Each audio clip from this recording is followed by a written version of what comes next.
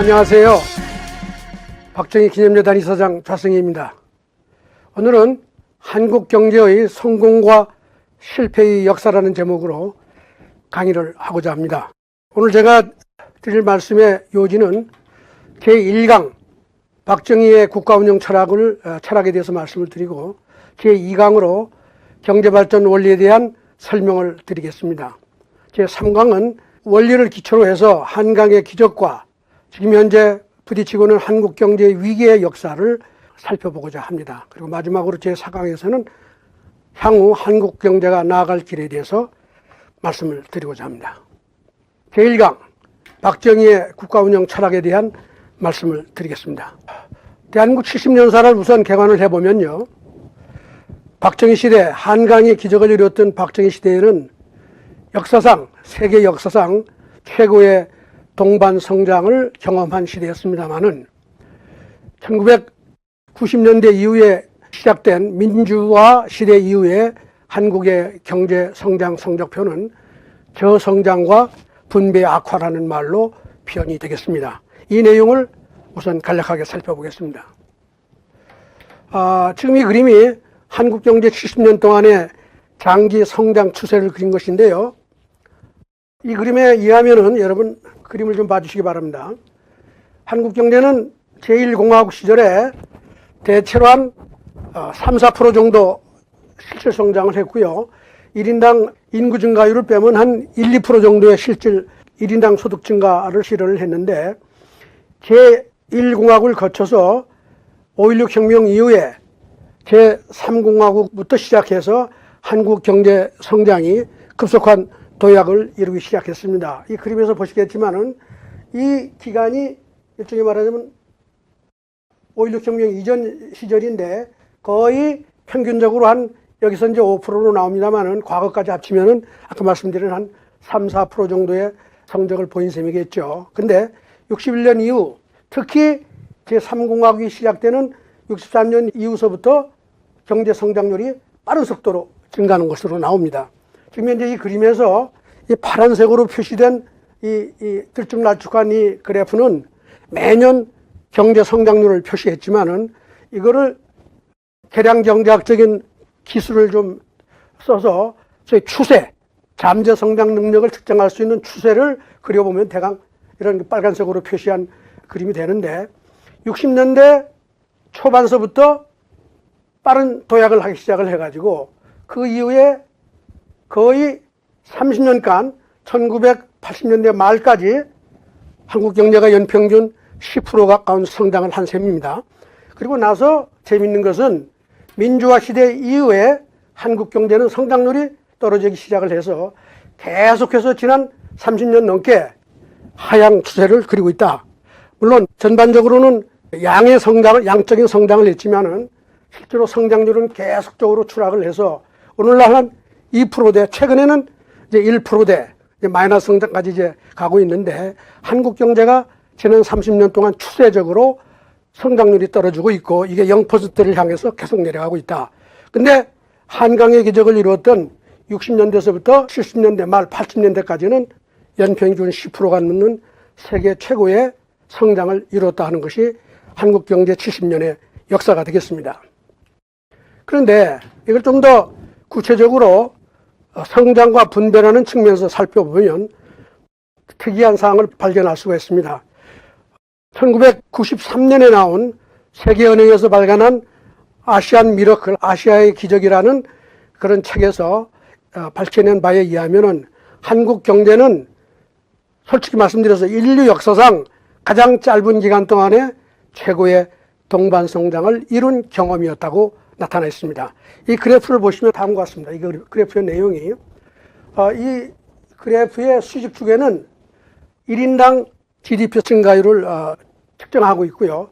수평축에는 상위 20% 소득을 하위 20% 소득으로 나눈 5분위 배율이라고 이렇게 보통 얘기들 하죠.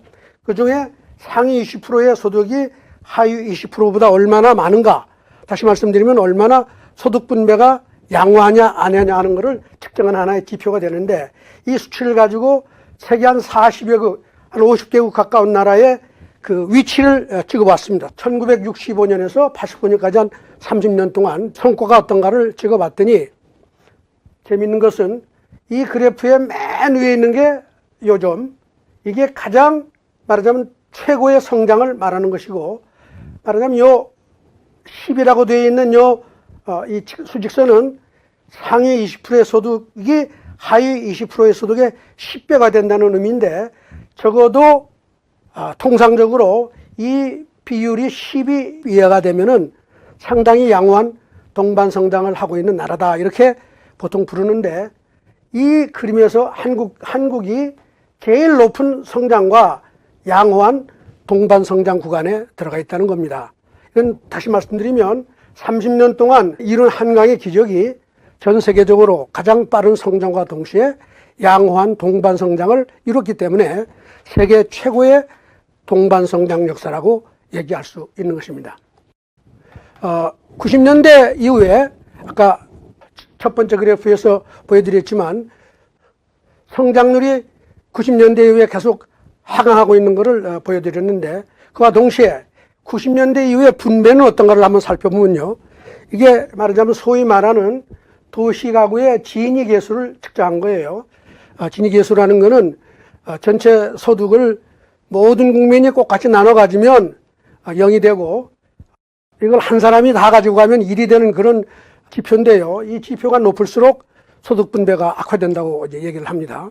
근데 이 지표에 의하면은 90년대 이후에 말하자면 이제 동반 성장을 이룬 80년대까지 기간이 지나고 90년대에 들어오면서 그래도 계속해서 이 추세가 하락하는 것으로 보이다가 90년대 초반서부터 이게 상승하기 시작을 해서 중간에 오르락내리락 하지만은 추세적으로 보면은 계속해서 2008, 9년까지 올라가고 2010년 들어가면서 약간씩 하강하고 있지만은 요즘 와서 이게 계속 증가하고 있는 것입니다. 최근에 와서 통계청이 여기서 기니 계수라든가 뭐 소득 분배 계수를 말하자면 특정을 바꾸고 이런 여러 가지 방법을 통해서 이 상승 추세를 숨기려고 하는 게 아니냐는 그런 논란이 없잖아 있는데, 최근에는 숫자가 분명치가 않아요.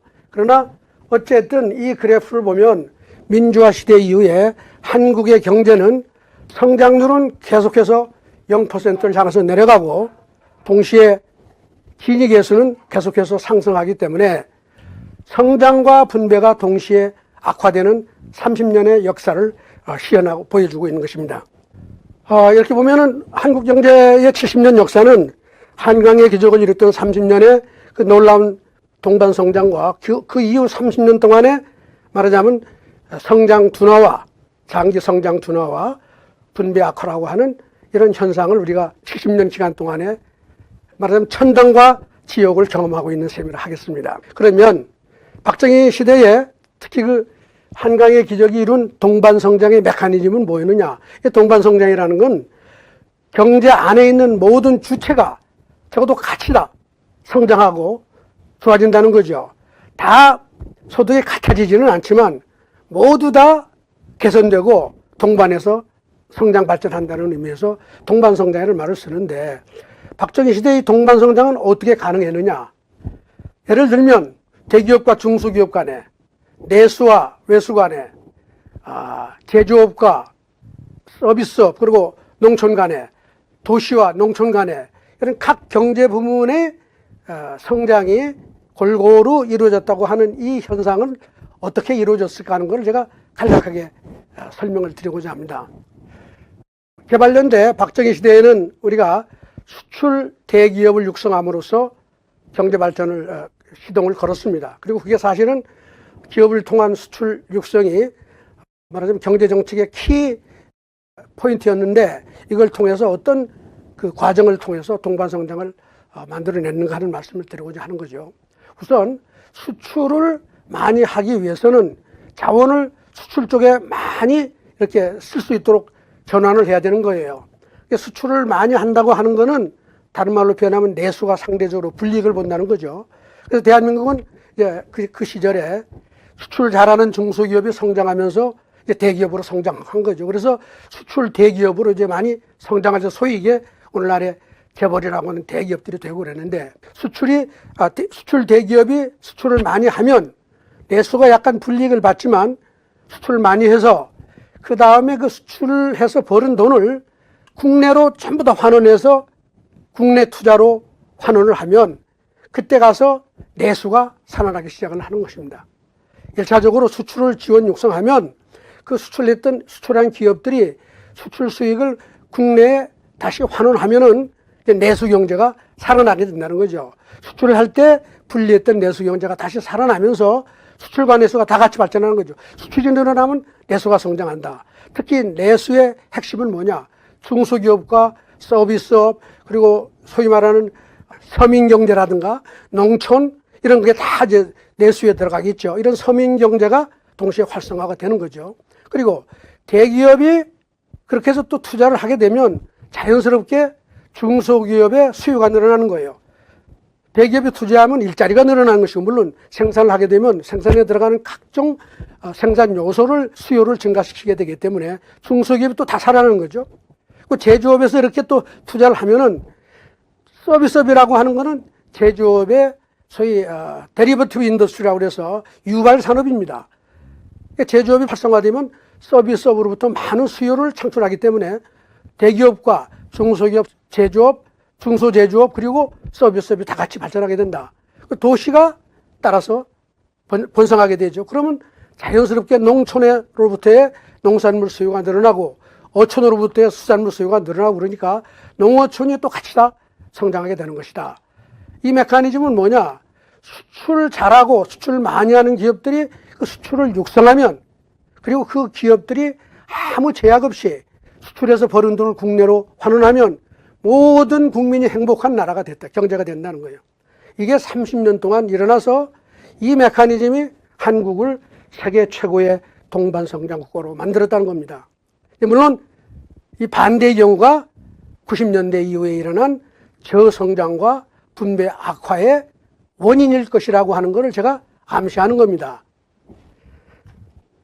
그러면 박정희 시대의 동반성장 메커니즘과 더불어서 그 이후 민주화 시대의 저성장과 분배 악화의 현상을 제대로 이해하기 위해서는, 다시 말씀드려서 지난 70년의 한국 경제 역사를 온전하게 제대로 이해를 하기 위해서는 우리는 박정희 대통령 시절의 국가 운영 철학을 이해하는 게 필수적입니다.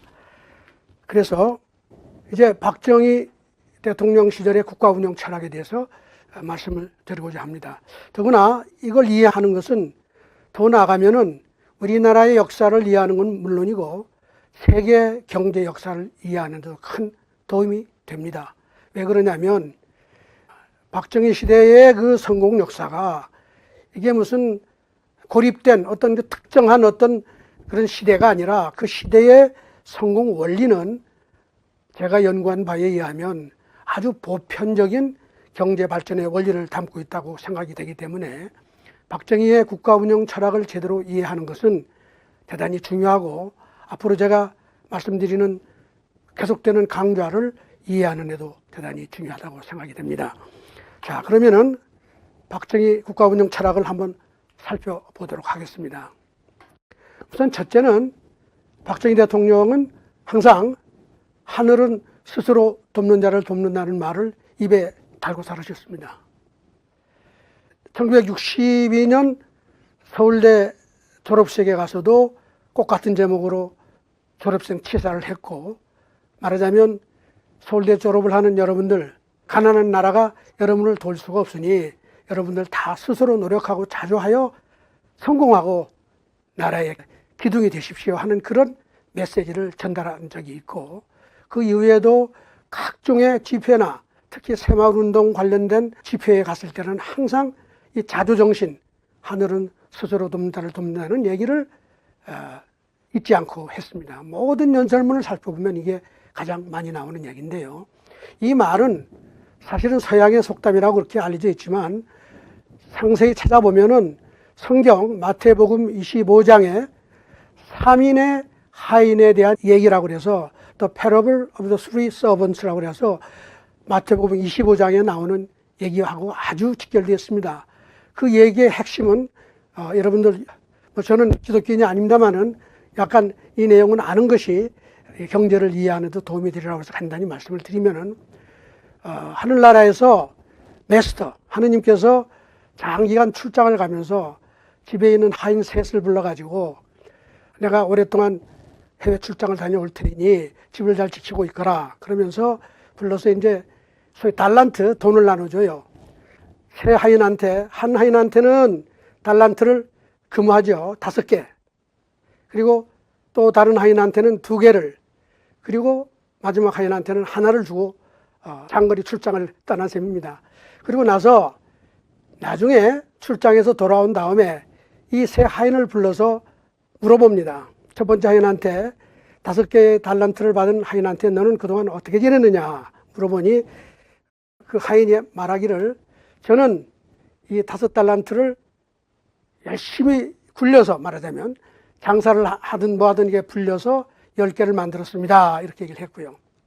그 다음에 이제 두 번째, 그 2개의 달란트를 받은 두 번째 하인한테는 너는 어땠느냐 그랬더니 저는 열심히 불려서 4개를 만들었습니다. 이렇게 얘기를 했어요.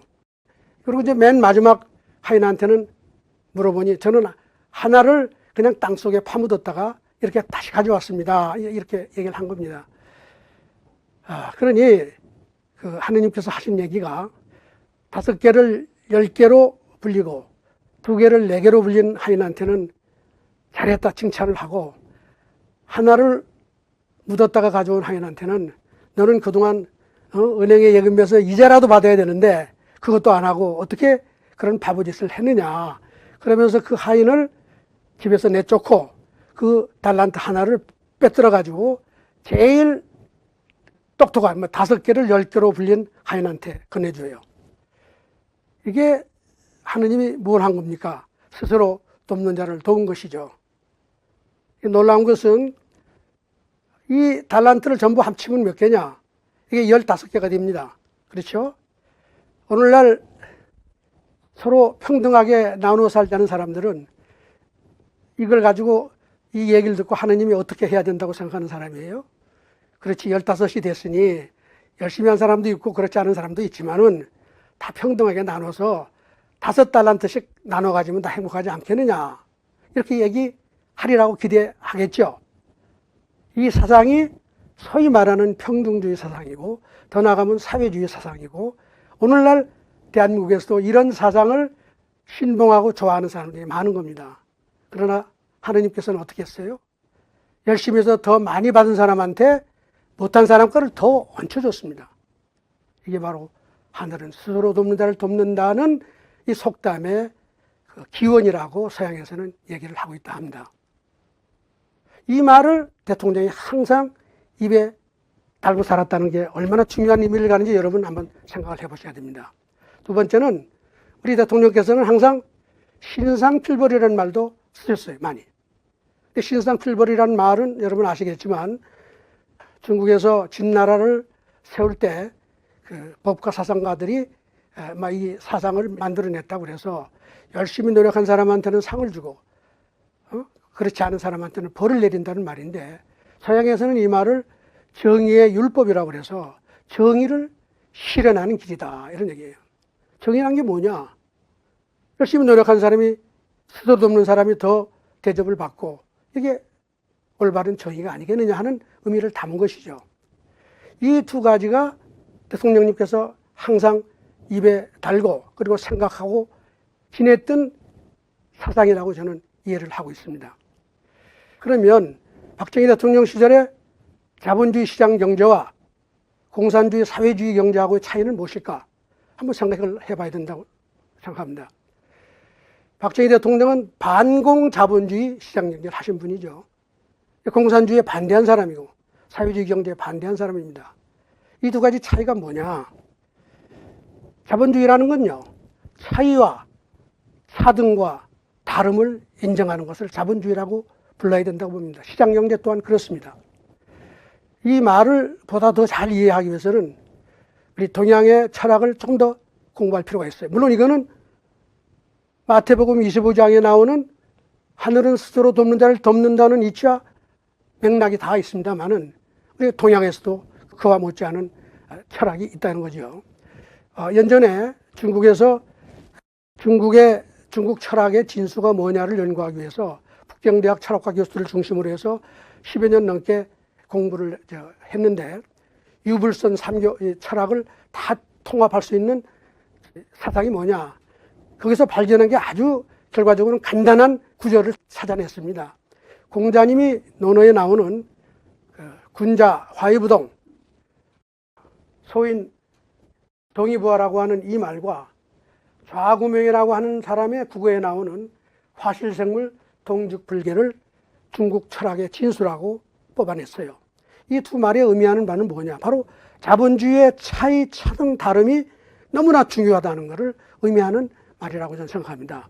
군자 화의부동 소인 동의부화란 무슨 말이냐. 군자는 다른 것끼리 화합하되 같게 만들려고 그러지 않는다는 거예요. 화의부동이에요. 그러나 소인매는 다른 걸 같게 만들려고 함으로써 불화를 초래한다 이런 얘기예요. 물론 이게 원래 해석은 군자는 화합하되 부안해동하지 않는다. 소인은 부안해동해서 하면서 화합을 깬다 이런 말로 해석을 했는데 저는 이번에 새로 찾아낸 제가 해석한 이 말이 오히려 중국 철학의 진수하고 가깝다고 생각을 합니다. 그건 왜 그러냐 하면은 이 사람들이 찾아낸 좌구명이라는 역사학자의 화실생물 동즉불기가 바로 이 말을 다시 재해석한 거기 때문에 그렇습니다. 이게 재미있는 거는 이 좌구명이라는 사람이 우리 좌시의 좌시성을 맨 처음 쓴 조상이라고 이렇게 알려져 있는데 뭐 그것 때문에 제가 여기 가져온 건 아니고요. 그 사람은 역사학자로서 중국에서는 역사 사자를 써가지고 사성, 성인 성자를 쓰고 그래서 역사의 성인이다, 역사학의 성인이다 이렇게 불리는 사람인데 그 사람은 국어라는 역사책에서 화실생물 동즉불계다 이렇게 얘기를 했어요. 화실생물, 다른 것끼리 화합을 하면 새로운 생명을 창출할 수 있지만 다른 것을 갖게 만들면 불계, 그런 새로운 생명의 창출은 불가능하다 하는 얘기를 한 겁니다. 이거는 얼마나 중요하냐면요. 아까 얘기한 차이, 차등, 다름을 강조하는 것뿐만 아니라 최근에 그 복잡계 사상의 핵심 사상을 담고 있는 거예요. 서로 다른 것끼리 힘을 합치면 전혀 다른 뭐라고 하면 그 질서를 만들어낼 수 있는 것이라고 하는 것이 이 복잡계 현상의 핵심인데 바로 이게 그런 겁니다. 다른 것끼리 합치면은 전혀 다른 생명을 만들어낸다는 거죠. 서로 다른 남녀가 만나서 자식을 낳는 것과 같은 이치가 된다고 할 수도 있겠죠. 그래서 이 공자와 좌구명 이 두 분의 이 중요한 문구를 가지고 중국 철학의 진수라고 얘기를 했는데 이것이 가지고 있는 핵심은 뭐냐? 차이, 차등, 다름이 중요한 것이고 이걸 통해서 스스로 돕는 자가 등장하는 이 과정을 제대로 얘기했다고 하는 데서 대단히 중요한 의미를 갖습니다. 근데 이게 사회주의와의 차이는 뭐냐? 사회주의라는 건요, 뭐 여러 가지로 뭐 해석도 하고 뭐 과학적 사회주의니 뭐 새로운 또 사회주의 사상이 뭐 나오고 막 하지만은 근본적인 의미는 뭐냐? 사회주의는 차이와 차등, 다름을 부정하는 사상이 사회주의예요. 그래서 모두를 같게 만들려는 이런 사상이 사회주의라고 봐야 되는 겁니다. 그러니 이 평등이라고 하는 이 사상이 들어오면 새로운 질서가 창출되거나 새로운 생명이 만들어지는 과정은 다 죽게 되는 거예요. 동즉불계라고 하는 이 원리가 너무나 중요한 메시지를 담고 있습니다. 박정희 대통령은 그 시대에 이 바로 동즉불계라고 하는 사상에 기초해서 같게 만드는 것을 다 거부한 거예요. 다름을 다르게 인정하고 그 속에서 열심히 노력하고 스스로 돕는 자를 선택하는 일을 전 했다고 보는 겁니다. 근데 놀라운 것은 이런 해석을 하고 나면 말이죠. 그 다음에 어떤 또 중요한 의미가 여기서 나오느냐 하면은 경제학자들이 얘기하는 시장이라는 건 뭐냐. 시장에서 뭐 경쟁 얘기를 하고 뭐 시장을 통해서 자원 배분이 합리화되고 아주 쾌적한 자원 부분이 일어난다는 얘기를 자꾸 이렇게 얘기를 하지만 그럼 실제 시장에서 이런 일이 어떻게 이게 일어나게 되느냐. 어떻게 이 과정에 대한 설명은 없었는데 사실은 이 사상으로부터 시장이라는 것이 바로 차이와 차등을 기초로 해서 그 차이와 차등에 따라서 성과에 따라서 다른 대접을 함으로써 모두를 열심히 하게 하는 동기부여장치라고 하는 새로운 해석이 가능한 겁니다. 여러분들이 시장에 참여함으로써 부딪히는 가장 중요한 문제는 뭐냐? 시장에 의한 선택인 거예요. 우리 모두는 서로 다름을 만들어내는데 이 다름 속에서 시장이 선택을 받아야 되는 거예요. 시장에 의한 선택을 받아야 우리가 성공을 할 수 있는 거 아니에요? 이건 시장만이 아니고 온 세상이 그렇습니다. 이 선택을 받는다는 건 뭐예요? 열심히 노력한 사람이 동기가 부여되고 이게 일할 맛을 나게 만들고 열심히 살 맛을 만들고 이게 더 나아가서 세상을 바꿔낼 수 있다 하는 그런 겁니다. 시장은 뭐냐? 스스로 돕는 자를 뽑아내는 하느님인 것이죠. 자, 이게 더 나아가면 박정희 대통령은 무엇과 같았느냐? 시장과 같은 역할을 했다. 시장이 하는 일을 간파하고 그 기능을 강화하고 그걸 동기부여를 강화함으로써 대한민국의 한강의 기적을 만들었다 해석이 가능하고 박정희 대통령은 메스터, 하늘나라의 메스터였고 하느님이었다고 해도 과언이 아니다. 저는 이렇게 해석할 수 있다고 봅니다. 앞으로 제 강의에서는 이 철학을 기초로 해서 경제발전서상을 재해석하고 더 나아가서 한국경제 70년사를 재해석하고 더 나아가서 오늘날 어려움에 빠진 대한민국 경제가 새롭게 나아갈 길을 제시해 보고자 합니다.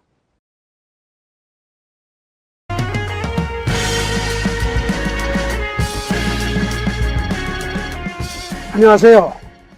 제2강을 시작하겠습니다. 제2강은 1강에서 말씀드린 박정희 대통령의 경제운영, 국가운영 철학을 기초로 해서 경제발전 원리를 새롭게 이해하고자 합니다. 그리고 이걸 통해서 세계 경제가 20세기 들어와서 경험한 그 경험을 제가 간략하게 소개를 해드리도록 하겠습니다. 경제발전이란 뭐냐?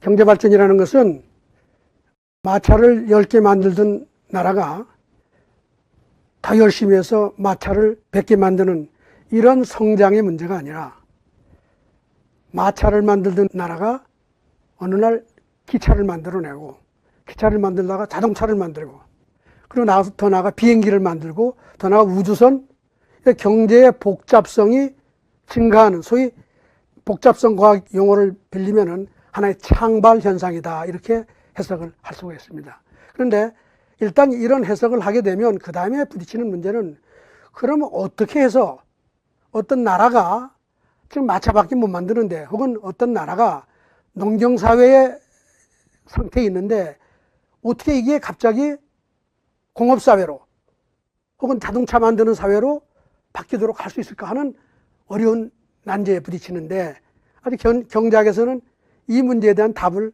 얻지 못하고 있다는 게 제 해석인데 박정희의 시대에 우리나라의 경제 정책의 핵심 내용, 그 철학을 이해하고 나면 여기에 뭔가 답을 찾을 수 있다는 생각을 하게 되는 거죠.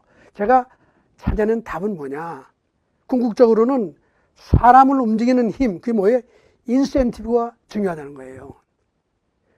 마차를 만드는 사람한테 마차 10개 만들었다고 칭찬하고 지원하는 게 아니라 마차를 만들다가 자동차를 만드는 사람이 나타났을 때 혹은 그걸 만들도록 국가가 적극적인 인센티브 구조를 가지고 사회를 작동시켜야 그게 농경사회에서 공업사회로 올라갈 수 있다 이런 얘기가 되겠습니다. 물론 그러려면은 소위 시너지 효과를 내기 위해서 서로 협력도 해야 되고 하나 더하기 하나는 2가 되도록 하기 위해서 온갖 사회의 그 소위 이걸 일컬어서 비선형적 상호작용이라고 그러는데 비선형적으로 마차에서 기차, 자동차, 비행기로 가는 과정을 강화하기 위한 여러 가지 정책 중에서도 특히 인센티브를 통한 동기부여가 가장 중요하다는 것을 발견할 수가 있다. 왜 그러냐? 한국이라는 사회가 60년대 농경사회에서 20년 만에 공업국가로 창발을 했는데 그 과정의 핵심 정책 원리가 뭐였느냐? 철학이 뭐였느냐? 하늘은 스스로 돕는 자를 돕는다는 이 동기부여 전략이었기 때문에 이 원리가 의미하는 바는 뭐냐? 아하! 창발적 경제발전이라는 건 동기부여에서 온다고 하는 결론에 도달하게 된다는 거죠. 그래서 결론적으로 어떤 말을 할 수가 있느냐? 소위 저는 이걸 경제적인 차별화라고 해석을 했는데요. 열심히 노력해서 좋은 성과를 내는 사람이 기업이 그만큼 더 우대받는 그런 원리, 이걸 경제적인 차별화 원리라고 제가 이름을 붙였는데, 이 원리는 마차에서 자동차 비행기까지 가는 도약을 만들 수 있다, 이런 얘기입니다. 근데 역으로 열심히 한 사람과 그렇지 않은 사람, 성과가 있는 사람과 없는 사람이 엄연히 차이가 있음에도 불구하고 그 차이를 무시하고, 성과의 차이를 무시하고 오히려 성과가 없는 사람이 더 대접을 받아야 된다고 하는 이런 원리, 그게 뭐야? 그걸 평등주의 원리라고 부를 수 있고, 이게 더 나아가면 사회주의 원리하고 맥을 같이 합니다.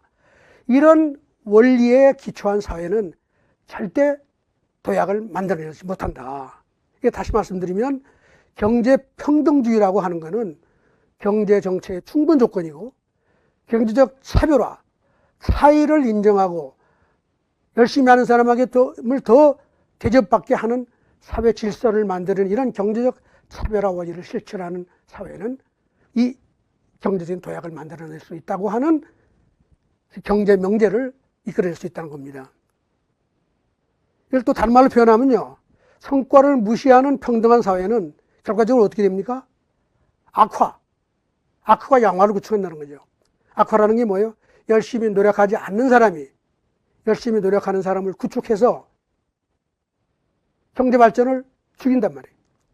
그 인센티브를 죽이지만 성과에 따라 그 차이를 인정하고 그만큼 우대하는 사회는 계속해서 양화, 열심히 노력하는 사람을 더 많이 키워낸다고 하는 아주 간단한 경제 발전의 원리에 이르게 되는데, 이게 바로 박정희 대통령이 늘 하셨던 얘기의 핵심이었다, 이런 얘기입니다. 그런데 이제 이런 입장에서 보면은 기업이라고 하는 건요, 시장 부담도 경제 발전에 더 기여할 수 있는 겁니다. 그동안에 많은 학자들은 시장 경제라고 시장의 중요성을 얘기했지만, 물론 시장은 경제적인 차별을 통해서 동기를 부여하는 장치지만은 인류 역사에서 시장만 가지고 경제 발전을 이룬 나라는 없어요. 반드시 기업이라고 하는 조직이 나타나가지고 시장의 기능을 강화한다. 시장의 기능을 강화한다는 건 뭐예요? 기업 안에서 우수한 인재를 담아서 키워내는 경제적 차별화를 잘하는 기업이 성공함으로써 그게 경제 발전의 도약을 이루어낼 수 있다는 거죠. 이 기업이 없이는 자본주의 경제 발전이 일어나지 않는다고 하는 새로운 사실을 발견하게 되는 거예요. 특히 이게 또 하나 뭐예요? 박정희 대통령 시절에 기업 중시 전략이 바로 이거하고 맥을 같이 하는 거예요. 그런데 문제는 시장이 열심히 동기부여를 하려고 그러고 기업도 열심히 그 일을 하지만은 그것만 가지고 또 경제가 창발하고 마차에서 우주선까지 가는 도약을 이루는 데는 없더라 이거예요. 그럼 뭐가 더 있어야 되느냐? 제 연구 결과에 의하면 정부라고 하는 조직이 어떻게 해야 돼요? 시장이나 기업이 하는 것과 똑같은 일을 해야 되는데 그게 뭡니까? 경제적인 차별을 해야 된다는 거예요. 정부라고 하는 조직이 국민을 대신해서 자원을 관리하고 국가를 운영하는 조직 아니겠어요? 그러면 자원을 잘 이용해서 부가가치를 많이 창출하고 국민들한테 부를 쌓게 도와주기 위해서는, 다시 말하면 경제 발전을 이루려면, 그럼 정부는 어떻게 해야 되느냐? 바로 스스로 돕는 자를 돕는 정부의 역할을 해야 된다는 겁니다. 예를 들면 열심히 노력하는 국민이 있는데 정부가 나서 야, 너는 좀 빠져라. 우리는 열심히 노력하지 않는 사람 또 대접할게. 이렇게 하는 정부가 나오면 그 사회는 망하는 것이죠. 혹시 오늘날 우리 대한민국이 가는 길이 그거 같다고 생각하지 않으세요? 정부가 모든 사람을 위해서 일한다는, 좋은 일을 해야 된다고 많이 얘기하죠. 정부가 모든 사람을 위해서 좋은 일을 한다는 것은 다른 말로 표현하면 뭐라 해야 돼요? 정부는 항상 스스로 돕는 자를 앞장세우고 인정함으로써 다른 모든 국민도 같이 다 동기가 부여돼서 대한민국 국민이 다 같이 일어나는, 소위 말하면 박정희 시대의 동반성장과 같은 결과를 만들어내려면 정부 또한 스스로 돕는 자를 앞장세우고 위할 줄 알아야 된다는 거예요. 그래서 제가 이런 원리를 정리하면 말이에요, 경제가 마차 경제에서 우주선 경제까지 가려면은 어떻게 해야 되느냐. 시장, 기업, 정부 이 3자가 소위 삼위일체 똑같이 이제 유니온 힘을 합쳐가지고 뭘 해야 돼요? 하늘은 스스로 돕는 자는 자조정신을 가지고 노력하는 사람을 대접하고 신상필벌로서 스스로 돕는 자를 돕는 소위 말하자면 경제적 차별화를 하는 그런 어떤 유니온 공동작업이 일어나야 된다는 거예요. 시장만 가지고 경제발전하기도 어렵고 기업이 거기에 보조를 해도 어렵더라 이거예요. 결국 정부까지 힘을 합쳐가지고 항상 인센티브 구조를 만들어내기를 어떻게 열심히 노력해서 마차에서 적어도 기차 혹은 자동차를 만드는 그런 인재와 훌륭한 기업을 인정하고 서포트하는 그런 정책과 제도를 만들어내는 사회만이 더 나가면 우주선 경제까지도 갈 수 있지만은 그걸 거꾸로 하는 정부가 있다고 하면 경제는 절대 발전할 수가 없다 이런 얘기예요. 그래서 시장과 기업과 정부를 합쳐가지고 소위 이 3자가 다 공동으로 이디라는 건 경제적 차별화라고 그러는 영문자의 요약입니다. Economic Discrimination이라는 말의 영문 약자인데 이 3자가 다 공이 열심히 하는 사람을 찾아내고 성과를 내는 사람을 찾아내고 그런 사람을 앞장 세우는 정책을 제도를 인센티브 구조를 만들어 나가야 그 경제가 마차에서 우주선으로 갈 수 있는 가능성을 높일 수 있다. 이런 얘기가 되겠습니다. 그렇게 보면은 그동안에 경제학에서는 시장을 대단히 중요하다고 얘기를 많이 했지만 이 새로운 이론에 의하면 기업이 시장보다도 더 중요하다고 주장할 수 있는 거예요. 제가 시간이 없어서 길게 얘기는 못하겠지만 말이죠. 이 자본주의 사회가 제대로 산업혁명을 일으키는 과정에서도 그랬고 그 이후에 경제발전을 지속 가능한 경제발전을 이끌어 가는 때도 그렇고 자본주의 경제는 기업이라고 하는 조직을 앞장세워서 지금까지도 경제발전을 이루고 있다고 하는 사실을 절대 잊어버리면 안 되고 이 기업이라고 하는 건 우리 모두 중산층의 집입니다.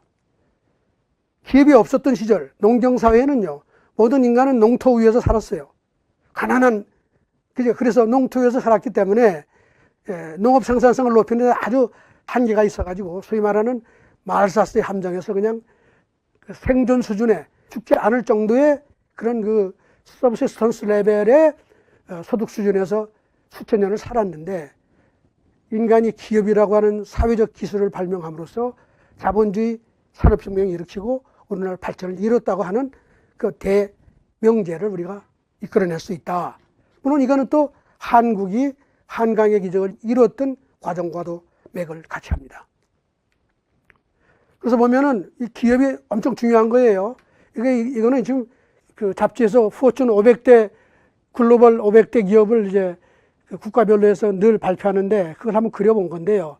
오늘날 세계에서 가장 그 경쟁력 있는 기업이 누가 제일 많이 가지고 있느냐? 이게 불행하게도 약간의 질적인 차이가 있긴 있지만은 그 기업의 그 500대 기업에 들어간 기업 숫자로 보면 지금 중국이 미국을 간신히 추월을 했다는 거예요. 미국이 지금 이것 때문에 중국을 잡으려고 애를 쓰는 거예요. 이게 지금 이 파란색이 이제 미국이고 항상 1등을 해왔었죠.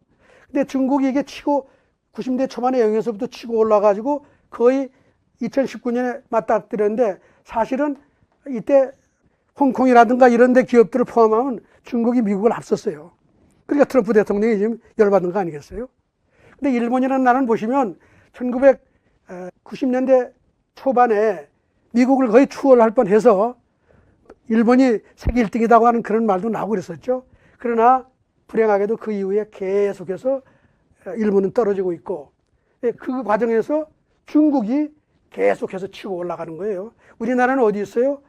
이게 7개 나라 G7이라고 제가 경제적으로 이제 그려놓은 건데 맨 밑이 이게 한국입니다.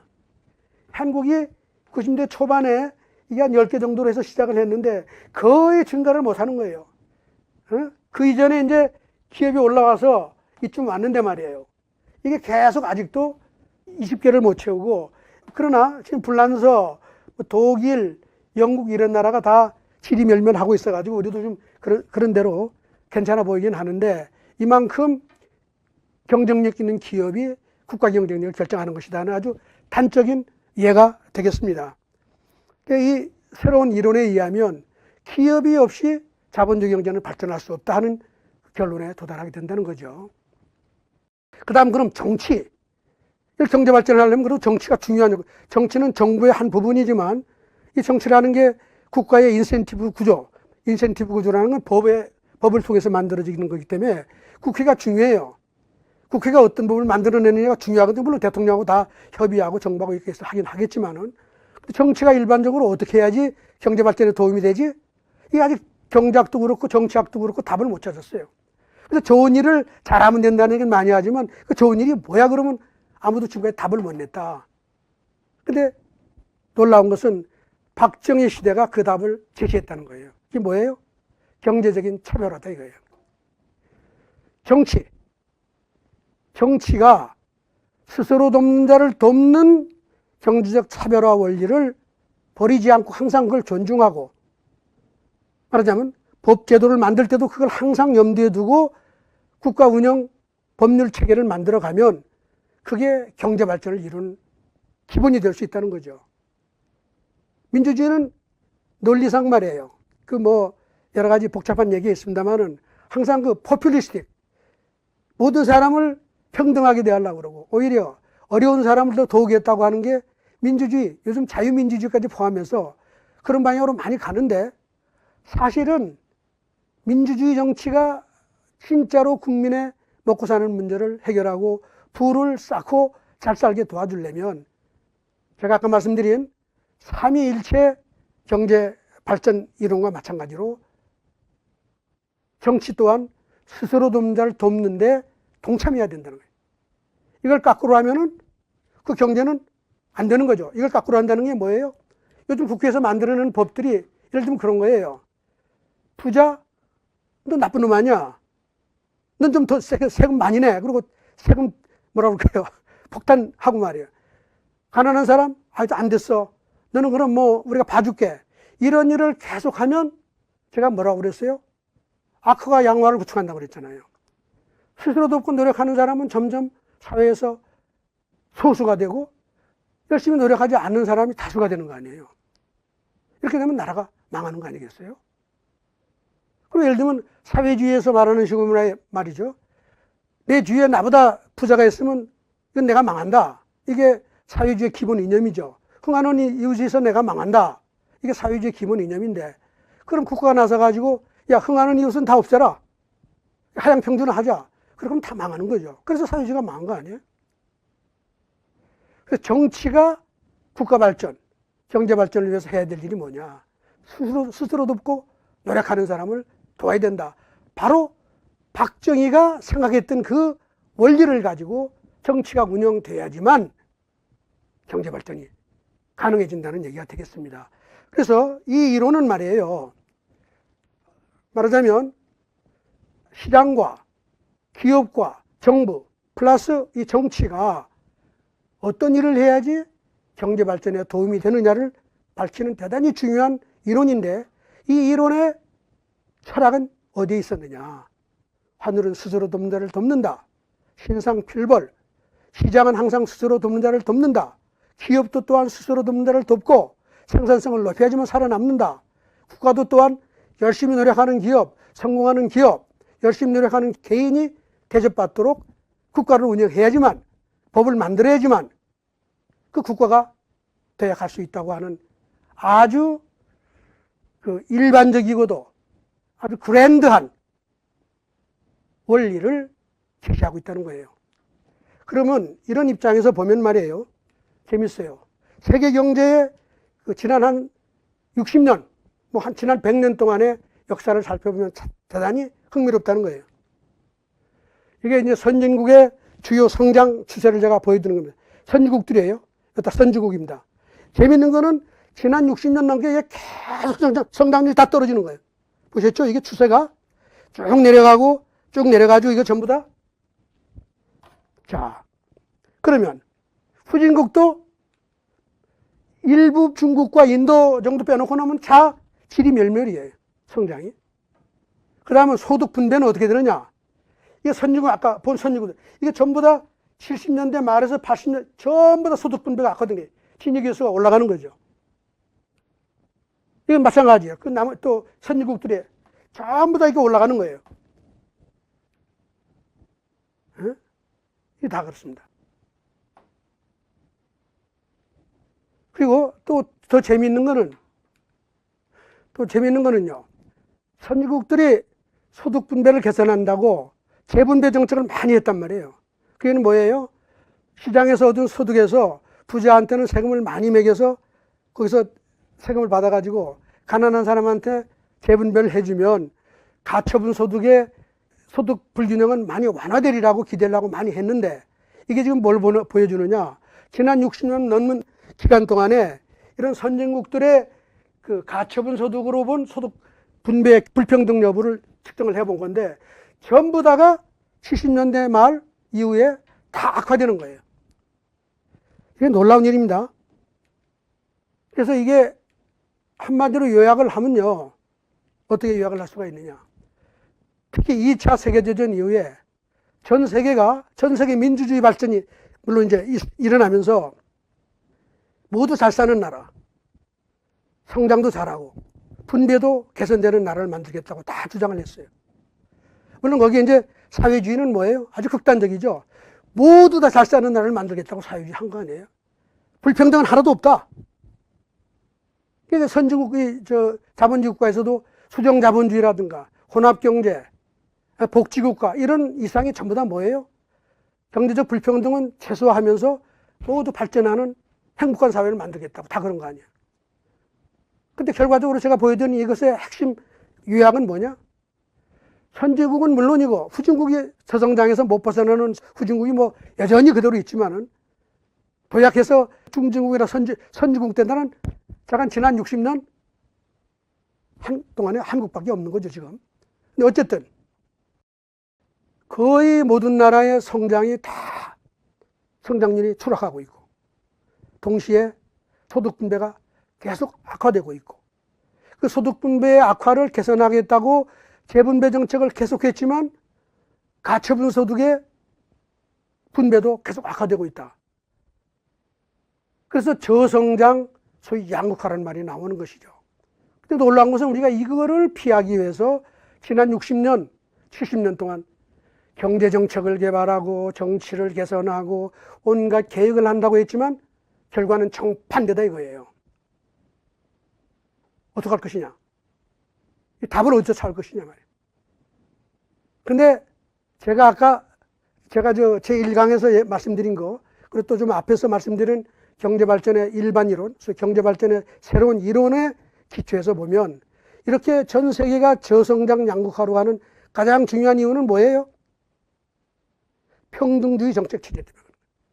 성과를 무시하고 선진국의 모든 새로운 그 노력, 수정자본주의, 혼합경제, 사회민주주의 이런 모든 것이 결국 가지고 있는 핵심 원리는 뭐예요?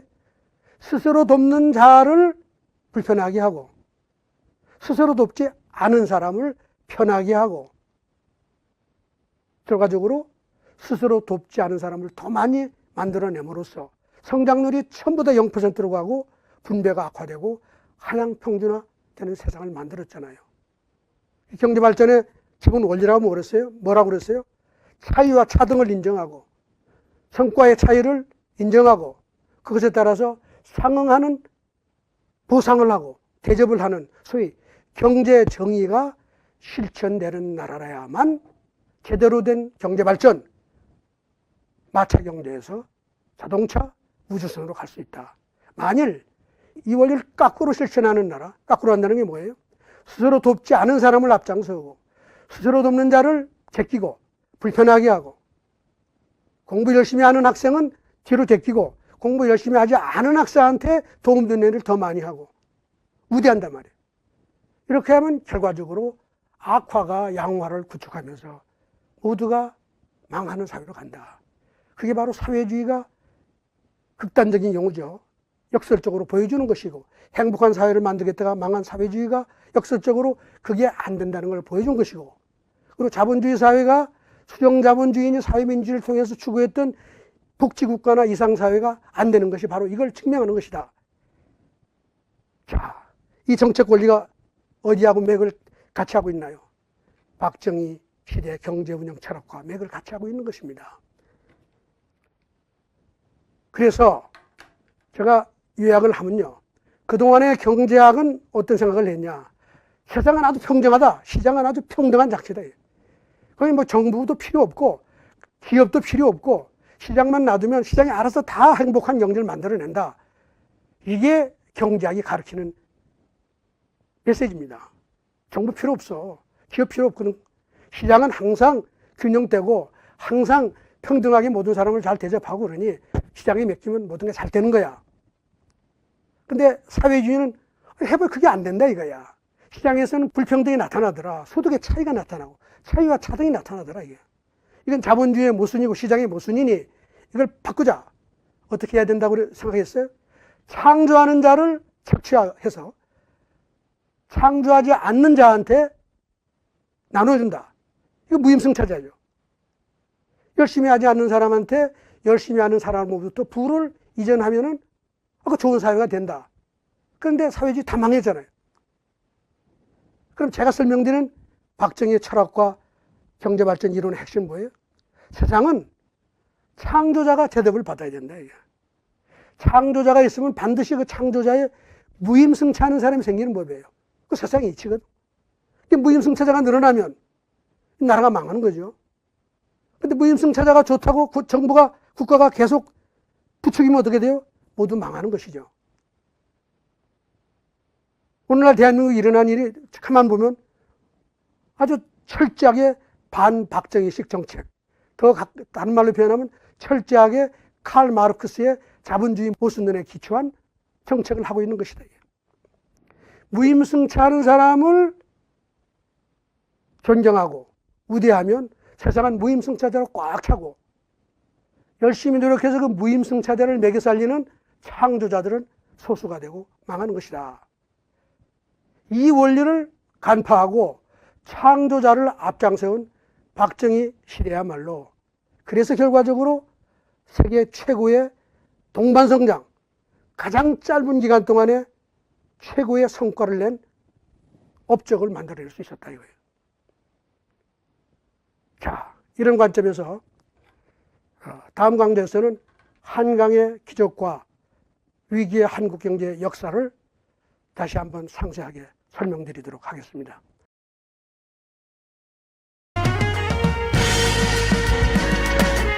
안녕하세요. 그러면 제3강을 시작하겠습니다. 3강은 한국경제 설명 시간입니다. 제가 1강에서 박정희 대통령의 경제 국가 운영 철학을 제가 설명을 드렸고, 그 다음에 2강에서는 제가 그런 원리하고 일관되게 서로 이렇게 호환될 수 있도록 제가 새롭게 개발한 삼위일체의 경제발전론을 가지고 경제발전 이론을 설명을 드리고, 그게 선진국을 포함한 전 세계 국가들의 지난 60년, 100년 동안의 경제발전 역사를 어떻게 잘 설명하는지를 제가 간단히 말씀을 드렸습니다. 자, 이 상방에서는 이 이론과 박정희 대통령님의 경제운영 철학을 가지고서 우리나라의 70년사 전반 30년 동안의 기적과 후반 30년 넘는 기간 동안의 이 경제성장의 추락 역사를 일관되게 논리적으로 설명해 보도록 하겠습니다. 박정희 시대는 그럼 그 위대한 동반성장이 어떻게 왔느냐. 한마디로 말씀을 드리면 성과에 따라 경제적으로 차별화된 정책을 씀으로써 양화가 악화를 구축하도록 했다. 전 나라가 양화, 훌륭한 돈입니다. 가 충만함으로써 경제적인 도약을 이뤄낼 수 있었다. 이런 얘기입니다. 스스로 돕고 노력하는 사람을 대접하는 정책이 끝없이 스스로 노력하는 사람을 만들어냄으로써 온 나라가 하면 된다는 정신으로 가득 찼고, 이게 한국 경제를 세계 최고의 동반성장 시대로 만들었다 하는 얘기를 할 수 있는 거예요. 새마을 운동이 그 가장 기본적인 원리를 실천한 운동이었습니다. 제가 그 아카데미의 다른 강좌, 새마을 운동 강좌에서 제가 너무나 상세하게 설명을 했기 때문에 새마을운동 얘기는 간단하게 언급하고 넘어가겠습니다. 새마을운동이 너무나 가시적인 성과를 냈고 이렇기 때문에 많은 사람이 이걸 연구도 하고 해외에 전수하려고 해도 잘 안 되는데, 해외에서 잘 성공한 사례가 안 나오는데, 제가 그 강좌에서 지적한 부분은 뭐냐면은 이 새마을운동의 핵심 성공 원리가 바로 스스로 돕는 자를 돕는다는 박정희 철학이었다. 대통령님이 시사, 제가 최근에 이제 새마을운동 경제학 어떻게 노벨상감인가 하는 책을 제가 하나 탈고를 좀 했습니다만은, 이제 책에서 제가 작업을 하면서 대통령님이 연설문을 한 15개 정도를 추출해서 이제 봤더니 새마을운동에 관련된 연설문이죠. 거기 모든 연설문에 하늘은 스스로 돕는 자를 돕는다는 이 캐치워드를 놓고 전 연설문을 깔았어요. 이거를 10년 넘게 대한민국 농민과 지방과 심지어는 도시는 물론이죠. 대통령님이 치사해서 얘기를 하고 댕겼으니 나라가 안 바뀔 수가 있었겠느냐 하는 말씀을 드리는 거예요. 그래서 새마을운동이 어떻게 성공했냐? 열심히 노력하는 마을 지원하고 열심히 노력하지 않은 마을은 지원 안 했다 이거예요. 스스로 도와라. 그러면 정부가 지원하지만 스스로 도울 의지도 없는데 정부가 도와서 어떻게 그게 개선이 되고 일이 되겠느냐 이게. 왜냐하면 새마을운동 하기 전에 그런 일을 많이 해봤어요. 그냥 나눠주니까 안 되더라 이거예요. 매년 똑같은 지원 온다고 앉아서 기다리고 앉아 있고. 그래서 대통령이 이거 안 된다. 시멘트 나눠주고 이제 한 거 알죠 다. 이거 차별해라 이거예요. 성과 있는 마을에 더 주고 다른 지원도 더 해라. 그러나 참여도 안 하고 성과도 없는 마을을 어떻게 지원할 수 있느냐 하는 이 인센티브 차별화, 경제적인 차별화, 스스로 돕는 자를 돕는 경제 발전의 원리를 제대로 실천함으로써 10년 만에 대한민국 농촌이 도시보다 잘 사는 기적을 만들어냈다 이런 얘기예요. 그리고 이 원리가 사실은 지난 한 20년 동안에 노벨 경제학상을 받은 3사람이 있는데 지난 10년 동안에 비슷한 대통령님의 정책과 비슷한 이론을 개발한 사람들이 노벨상을 받았고 2019년에 노벨상 받은 사람은 그냥 그대로 박정희 대통령이 했던 그 차별화 이벤트 그 정책을 실험한 공으로 해서 노벨상을 받았다 이거죠. 그래서 제가 주장하기를 박정희 대통령의 새마을운동 경제학은 노벨상감이다 이거예요. 자, 이 정도 말씀드리고 그 다음에 그래서 새마을운동의 성공 원리를 정리하면 아까 보여드린 삼위일체가 똑같아요. 이게 뭐였느냐? 정부가 너무 중요한 역할을 했어요. 시장도 물론 중요하지만 시장, 정부 그리고 조직, 마을 조직, 새마을 지도자를 그 리더로 하는 마을 조직이 새마을운동 성공에 결정적인 역할을 했다. 다시 말씀드리면 기업이 하는 일을 농촌에서 한 거예요. 농민들을 다 끌어모아가지고 성과를 내도록 자꾸 독려하고 성과를 안 내면 자꾸 뭡니까? 피어 프레셔, 압력도 넣고 그래서 모든 마을 주민들이 그냥 같이 협력해서 그 마을 사업에 참여한 거죠. 근데 이제 마을 사업에 참여하게 된 또 다른 배경은 마을끼리 또 경쟁을 붙였단 말이에요. 대통령이 성공하는 마을만 지원한다고 그러니까 이 일이 착착 맞아 떨어지는 거예요. 대통령은 나서서 성공해라. 마을이 성공하려면 주민을 끌어모아서 같이 힘을 합쳐야 되고 그래서 남이 다른 마을 하는 거 열심히 따라 배우고 이러면서 경쟁이 일어나고 이러면서 마을 주민, 마을이 전부 다 동기부여가 돼서 스스로 돕는 주민과 스스로 돕는 마을 더 나가면 하면 된다는 정신 충만한 대한민국이 됐더라 이거예요. 이 원리, 경제발전의 원리, 스스로 돕는 자를 돕는 경제적 차별화 원리가 경제발전의 핵심 원리임을 새마을운동이 증명했다 이런 얘기예요. 제가 보기에 이 연구를 제대로 하면 대한민국 경제학자 누군지는 모르지만 노벨상까지 받을 수 있다고 저는 감히 주장하는 바입니다.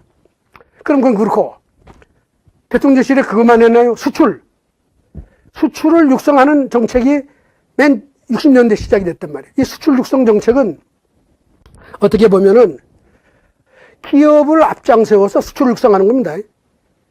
경제학에서는 수출 많이 하면 경제가 발전한다고 그래요. 너무 당연하게 들리죠.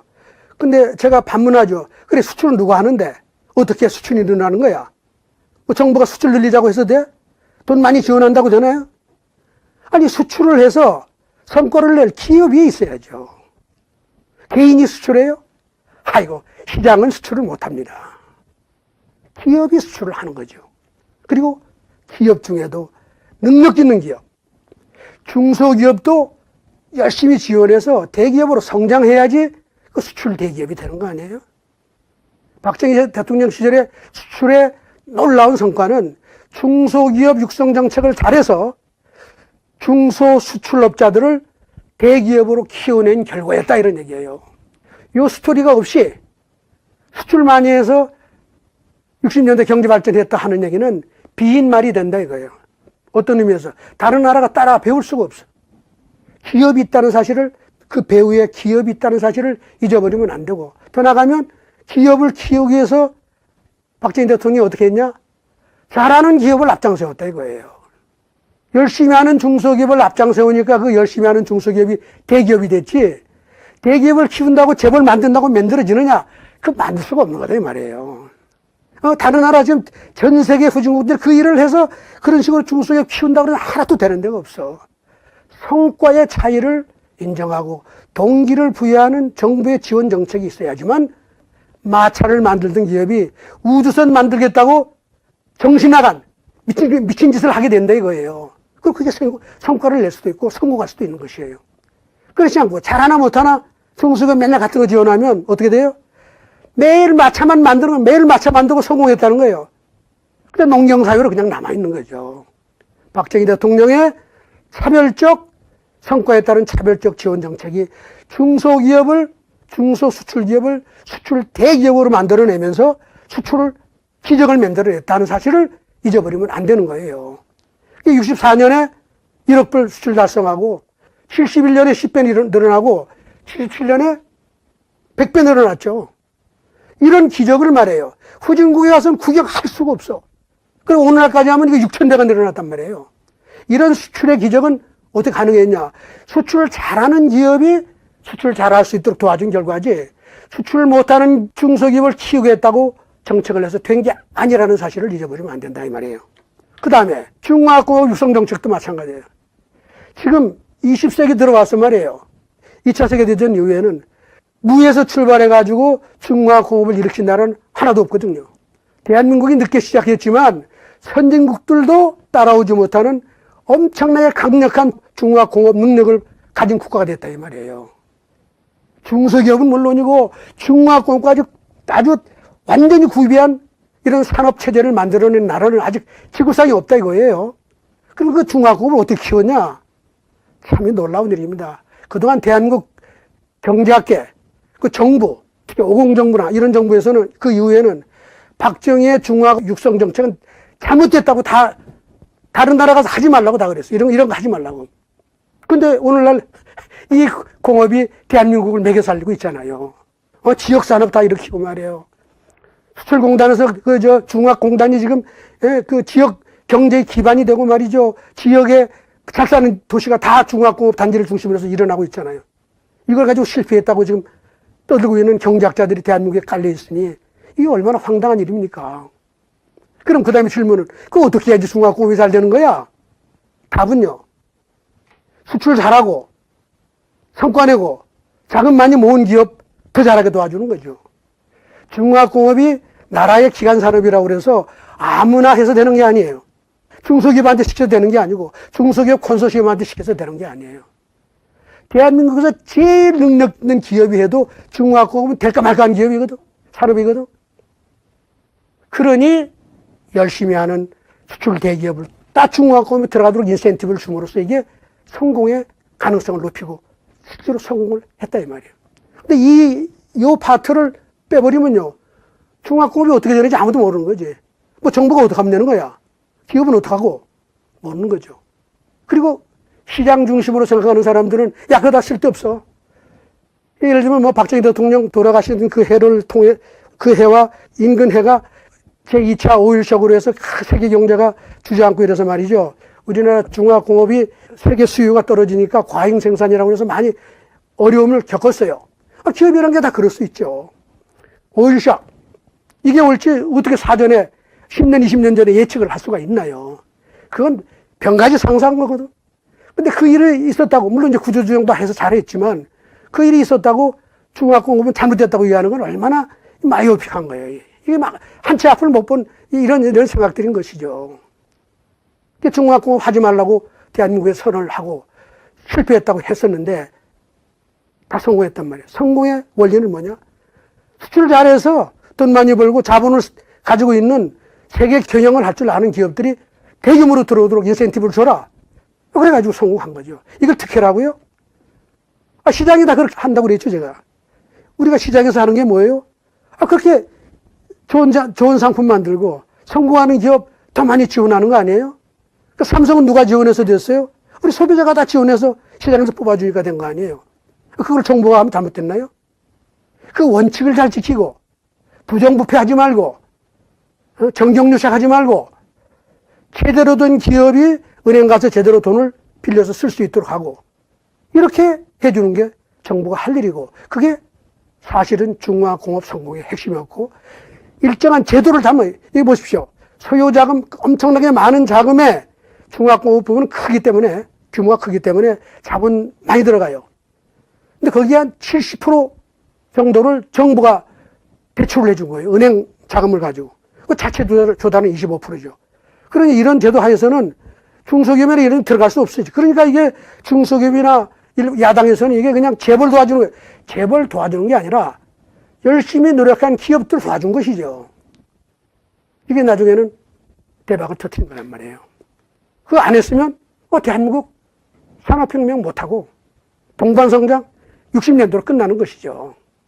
자, 결국 성공은 차별화라 이 말이에요. 성과에 따른 차별화. 자, 그래서 박정희 대통령의 한강의 기적의 성공회를 딱 정리하면 첫째는 기업 부국 패러다임이에요. 시장 부국이 아니에요. 중소기업 육성을 잘해서 대기업으로 성장시키는 이 기업 부국 패러다임이 박정희 패러다임의 핵심이었다. 기업이 대한민국 자본주의 경제를 이끌었다 이런 얘기예요. 근데 그 뒤에는 정치가 기업을 해코지 못했어. 기업이 뭐다 돈 뜯어먹지 못하고 기업 사업하는데 규제 못하고 그 박정희가 다 막았죠. 뭐 그게 사실 말하자면 박정희의 권위주의 정치의 시발일지도 몰라요. 박정희는 철저하게 경제 영역에 정치가 개입하지 못하게 했단 말이에요. 제가 다른 강좌 새마을운동에서도 제가 얘기했죠. 새마을운동 지원을 n분의 1로 똑같이 지원하자고 한 걸 박정희 대통령이 뭐라고 했어요? 이게 말이 되는 소리냐 말. 이런 정치적인 판단 안 된다. 잘하는 마을 앞장 세워야지. 내가 투표해서 져가지고 차별했다고 그래서 내가 정권 내놓는 한이 있어 나는 내 원칙 하겠다 그랬잖아요. 다른 데도 마찬가지. 박정희 대통령이라는 사람이 정치, 장기 집권에 뜻이 있는 사람이었다. 실제로 그런 정책 못하는 거죠. 그런 뜻이 없으냐? 뭐의 뜻이 있어? 국가를 부강하게 하고 민족을 중흥시키는 그 뜻밖에 없었으니 그것에 맞는 일을 하는 것이 자기가 할 일이고 그것 때문에 정치권에서 혹은 국민들이 표를 안 주면 그게 할 수 없지. 이게 박정희였다 이런 얘기예요. 경제, 정치의 경제화라고 그래 표현해. 정치하는 사람들 전부 다 머릿속에 경제적인 차별화 원리를 다 담아야 된다. 지금 대한민국의 정치권 이게 정반대잖아요. 경제민주화? 이건 경제적 차별을 하지 말자는 얘기예요. 그래서 지난 30년 대한민국 경제가 계속 성장률이 추락하고 있는 것이죠. 그래서 이걸 통한 차별화를 통한 동기부여 전략이 모든 산업을 일으키고 그리고 결과적으로는 대한민국 국민들을 하면 된다는 국민으로 바꿨다 이거예요. 이거를 배워가야지만 후진국이 발전할 수 있고 더 나가면 선진국도 저성장에 빠진 선진국들이 무슨 것 때문에 빠졌어요? 평등주의, 약자 도운다고. 그래서 강자는 죽이는 이런 정책에 빠진 선진국들이 살아날 길이 되지 않을까 그런 생각을 하는 거죠. 그래서 이제 박정희 시대가 나오면 재벌 만들어내서 경제를 집중 만들고 문장했다고 자꾸 그러는데 재벌을 만들어낸 게 아닙니다. 중소기업을 제대로 육성한 것이지. 이 원리를 배워야지만 후진국이 성공할 수가 있는 거예요. 재벌이 그냥 만들겠다고 해서 만들어지느냐? 안 되는 겁니다. 중소기업, 잘하는 중소기업이 더 빨리 잘하도록 해줘야 되는 거예요. 그리고 재벌 때문에 경제가 잘못됐다? 지금 대한민국 경제학계에서 재벌 때문에 한국 경제가 무슨 문제가 있는지 실증적으로 분석한 연구 논문이 하나도 있느냐? 없단 말이에요. 다 이념적으로 그냥 이 대기업은 다 나쁜 놈이다 이런 생각을 하는 거예요. 물론 대기업 중에는 나쁜 일을 하는 기업도 있고 중소기업 중에도 그런 말하자면 나쁜 게 여러 가지 종류가 있겠지만 국민이 보기에 좀 눈에 거슬리는 일을 하는 기업이 있기 마련이죠. 그건 뭐 대기업, 중소기업 가릴 게 없어요. 기업이라는 게 그럴 가능성이 많이 있기 때문에 그걸 가지고 재벌을 탓하는 것도 사실은 문제가 있는 것이죠. 그리고 더 나가면 지역이 집중되고 뭐 지역 발전의 불균형, 지역 집중, 그거는 산업단지를 만들면서 집중이 되었지만 그 집중이 없으면 그 지역에 도시가 생기나요? 사실 그래서 지역에 집중돼서 지역 발전이 불균형된 것처럼 보이지만 실제로는 그게 대한민국 전체를 균형되게 발전하는 거예요.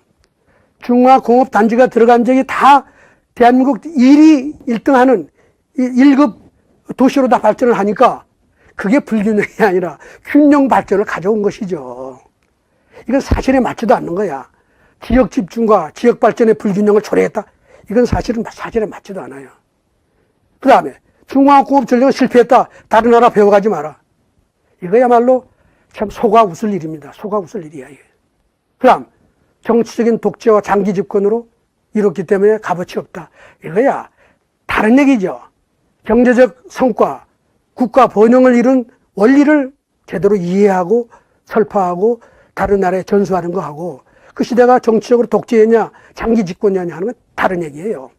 다르게 봐야죠. 아까도 말씀드렸지만 박정희라는 사람은 정치적 독재나 장기 집권은 큰 뜻이 없었던 사람이에요. 나라를 부강하게 만들고 그게 국민들이 좋아하면 내가 장기 집권을 할 수 있다. 그게 믿은 거죠. 그저 그 일을 한 거지. 그냥 장기 집권이나 독재하려고 그랬으면 경제를 왜 이렇게 해요? 북한의 김일성이처럼 하면 될 일 아니에요? 그렇게 안 했다는 그 사실이 바로 박정희가 나라를 부강하게 만드는데 혼신의 노력을 냈고 거기 뜻이 거의 모든 뜻이 거기에 있었다는 걸 반증하는 것인 거예요. 그럼 민주화 시대에는 뭐가 문제냐 이거예요. 간단하게 말씀을 드리면 민주화 시대는요. 박정희 시대로 정반대로 한 거예요. 성과를 무시하는 경제 평등주의 사회가 온 거예요. 차별화 원리에 반대로 하고 박정희가 그렇게 해서 무슨 대기업 만들어내고 재벌 만들어내고 경제적 불균형 이게 말도 경제적 불균형이 왜 만들어졌어요? 세계 최고의 동반성장을 이룬 나라라고 전 세계가 인정하는데 정 말도 안 되는 그 주장들을 하면서 소위 경제민주화를 내걸고 약자 도운다고. 약자 도와야죠. 그래 도우는 걸 어떻게 도와요? 박정희식 차별화 원리를 해야지만 도와지는 거죠. 동기가 부여되고 동기 부여되지 않는 약자를 아무리 도와본들 그 약자를 벗어날 수가 있겠느냐 이거예요. 그러니까 온 나라가 악화로 꽉 찬 거예요. 열심히 하는 사람은 사라지고 상대적으로 덜 열심히 하는 사람, 성공하지 않는 사람들로 점점 늘어나는 거죠. 그런 사람이. 그래서 성장 안 되고 분배 또한 될 리가 없죠. 자주 하지 않는데 내가 열심히 노력하지 않는데 그 사람 분배를 개선하는 방법은 세상에 존재하지가 않죠. 가장 기본은 자주 하는 정신을 가지고 노력하는 사람이 된 다음에 도와야지 되는 거지. 같이. 그거를 무시하고 도와가지고는 세상의 분배를 개선하는데 성공 못했다. 그거 제가 제2강에서 말씀드린 전 세계 경제가 성장과 분배가 다 악화되고 있다. 왜? 인센티브 차별화가 안 된, 동기부여가 안 된 재분배 정책을 함으로써 다 망하고 있다는 얘기를 그게 바로 이걸 반증하는 것입니다. 우리가 그거를 늦게 쫓아가고 있는 거예요. 제일 처음에 민주화된 다음에 한 게 뭐예요? 경제민주화 주장. 아까 제가 다른 제 강좌 중에 정치는 어떻게 경제를 망치는가 하는 강좌가 박정희 유튜브에 들어가 있습니다만은 정치가 경제민주화를 하겠다 그러면 경제는 반드시 망하는 거예요. 그러면 경제민주화라는 거는 차이와 차등과 그것에 따른 성과의 차이를 무시해야지 된다는 주장을 담고 있기 때문에 그런 거예요. 사회주의 주장이나 비슷한 거죠. 근데 우리 헌법에 1987년 소위 말하는 민주헌법에 경제 기본 질서의 2항에 경제의 민주화라는 말이 들어왔다고. 옳다구나 이상한 생각을 가진 사람들이 그걸 내걸고 그리고 정치권은 다 또 그걸 좋아해요. 왜? 이 포퓰리스트들이니까 표 얻으려고. 약자 도와주겠다. 가난한 사람 도와주겠다. 열심히 노력하지 하는 사람도 다 우리가 안고 갑니다. 이러면서 전부 다 여야를 막론하고 경제민주화에 따라간 거죠. 그런데 이제 제가 그 정치가 어떻게 경제를 망치는가 하는 강좌에서는 이 경제 민주화라고 하는 조항은 사실은 오독이라고 제가 강력히 주장을 했습니다. 그 당시에 경제를 민주화하자는 헌법의 제 119조 2항의 경제 민주화 조항이라고 하는 그 조문에서의 경제 민주화란 그런 식의 경제 민주화가 아니라 경제의 자유화, 민간 주도 경제를 만들겠다고 하는 선언이었다고 하는 여러 가지 증거를 제가 제시를 했고, 거기에 나와 있는 경제 민주화를 지금의 경제 민주화로 해석하는 사람들은 헌법을 다시 읽어보기를 바란다는 주장을 했으니 참고하시기 바랍니다. 어쨌든 이런 기조 위에서 보면은 오공정부에서부터 문제가 시작이 됐어요. 오공정부는 맨 처음에 뭘 했어요? 정권을 잡고 나자 정의사회 구현을 내걸었어요. 좋은 말이죠. 정의사회가 뭡니까? 박정희 대통령의 철학에 의하면 열심히 노력해서 남보다 성과를 더 내는 사람이 대접받는 게 정의사회 아니에요? 하느님의 스스로 돕는 자를 돕는다는 이치, 이게 정의사회 구현이고, 신상필벌이 정의사회 구현인데 이거 반대로 하겠다는 거예요. 왜? 박정희가 그래가지고 아까 얘기한 경제 불균형 만들어내고 재벌 만들어냈다. 우리는 정의사회 구현하겠다는 거지. 그 얘기는 뭐예요? 박정희 시대가 정의롭지 않다는 얘기를 한 겁니다. 이게 바탕이 돼가지고, 물론 여러 정책을 박정희 시대에 했던 정책을 따라서 개성하긴 했지만은 이게 가장 핵심이에요. 정의사회라고 하는 이 구현이, 사회 구현이라는 이 깃발이 박정희 시대는 정의롭지 않았다는 거예요. 그 균형발전이라는 이념을 내걸었어요. 박정희 시대는 균형발전 안 했다는 얘기야. 박정희 산업정책을 다 청산하겠다. 중앙고급 정책 다 청산하겠다 그랬어요. 대기업 규제하겠다 그러고. 균형발전하려고 수도권 규제 다 하고. 이게 박정희 패러다임의 정반대입니다. 근데 이걸 했더니, 이게 소위 말하자면 이 정치 민주화와 더불어서 경제를 민주화하겠다고 이제 한 거나 다름이 없어요. 그리고 나니까 이제 어떻게 됐어요?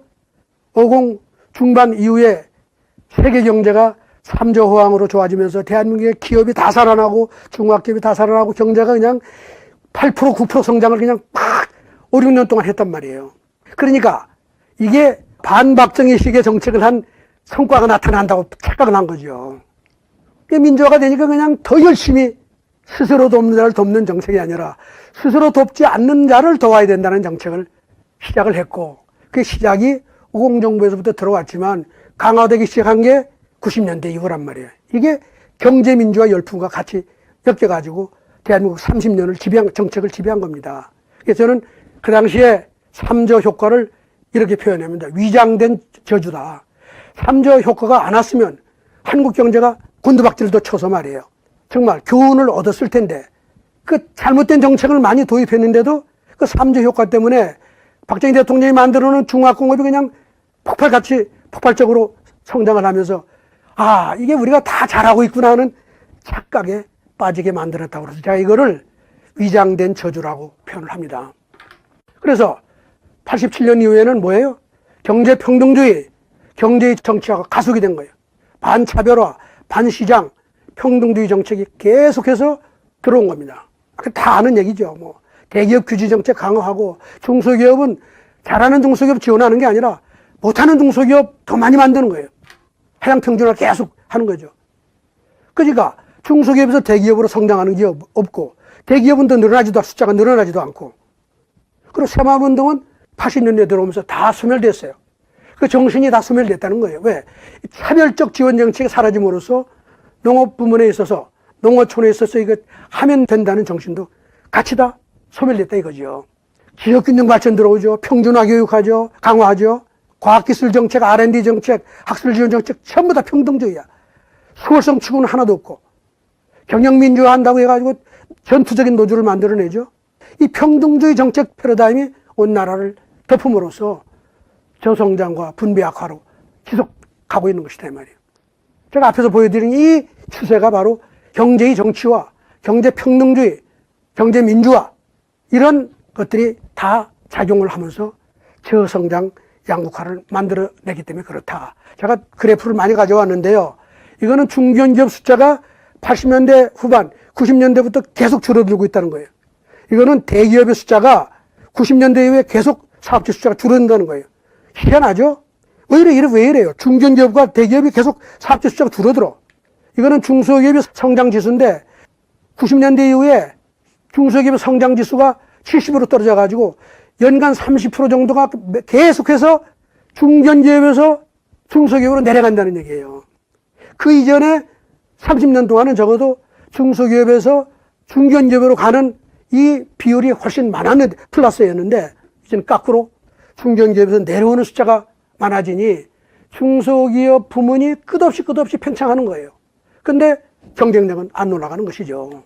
국내 투자 줄어들죠. 해외 직접 투자 늘어나죠. 기업의 성장, 대한민국 전체 기업의 성장도 90년대 들어와가지고 3% 정도로 떨어졌단 말이에요. 개발연대, 박정희 대통령 시절에는 우리나라 전체 기업의 규모가 연평균 40%씩, 한 37% 이상씩 증가했고, 80년대부터 90년대까지, 외환위기 이전까지는 적어도 한 15, 6%까지 기업이 성장을 했단 말이에요. 이게 95년 외환위기 이전까지는 한 이게 16%, 16.32%. 이거는 개발연대 80년대까지, 직전까지 이게 연평균 37%. 이게 외환위기 이후에 이게 2.85%. 이게 대한민국 기업 섹터의 심각한 문제인 것입니다. 이걸 놓고 보면 여러분, 이게 기업이 중요하다고 그랬죠. 이 중요한 기업의 기업 섹터가 이렇게 저성장을 하고 있는데 어디서 일자리가 나오고 어디서 성장이 일어나고 어디서 동반성장이 되고 너무나 자명하지 않아요. 지난 30년 동안 우리는 말로는 모두 잘 사는 나라 만든다고 하고 실제로 하는 정책은 전부 다 반대의 결과를 가져오는 일을 했더라, 이런 얘기예요. 이건 대국민 사기극입니다. 제가 보기에.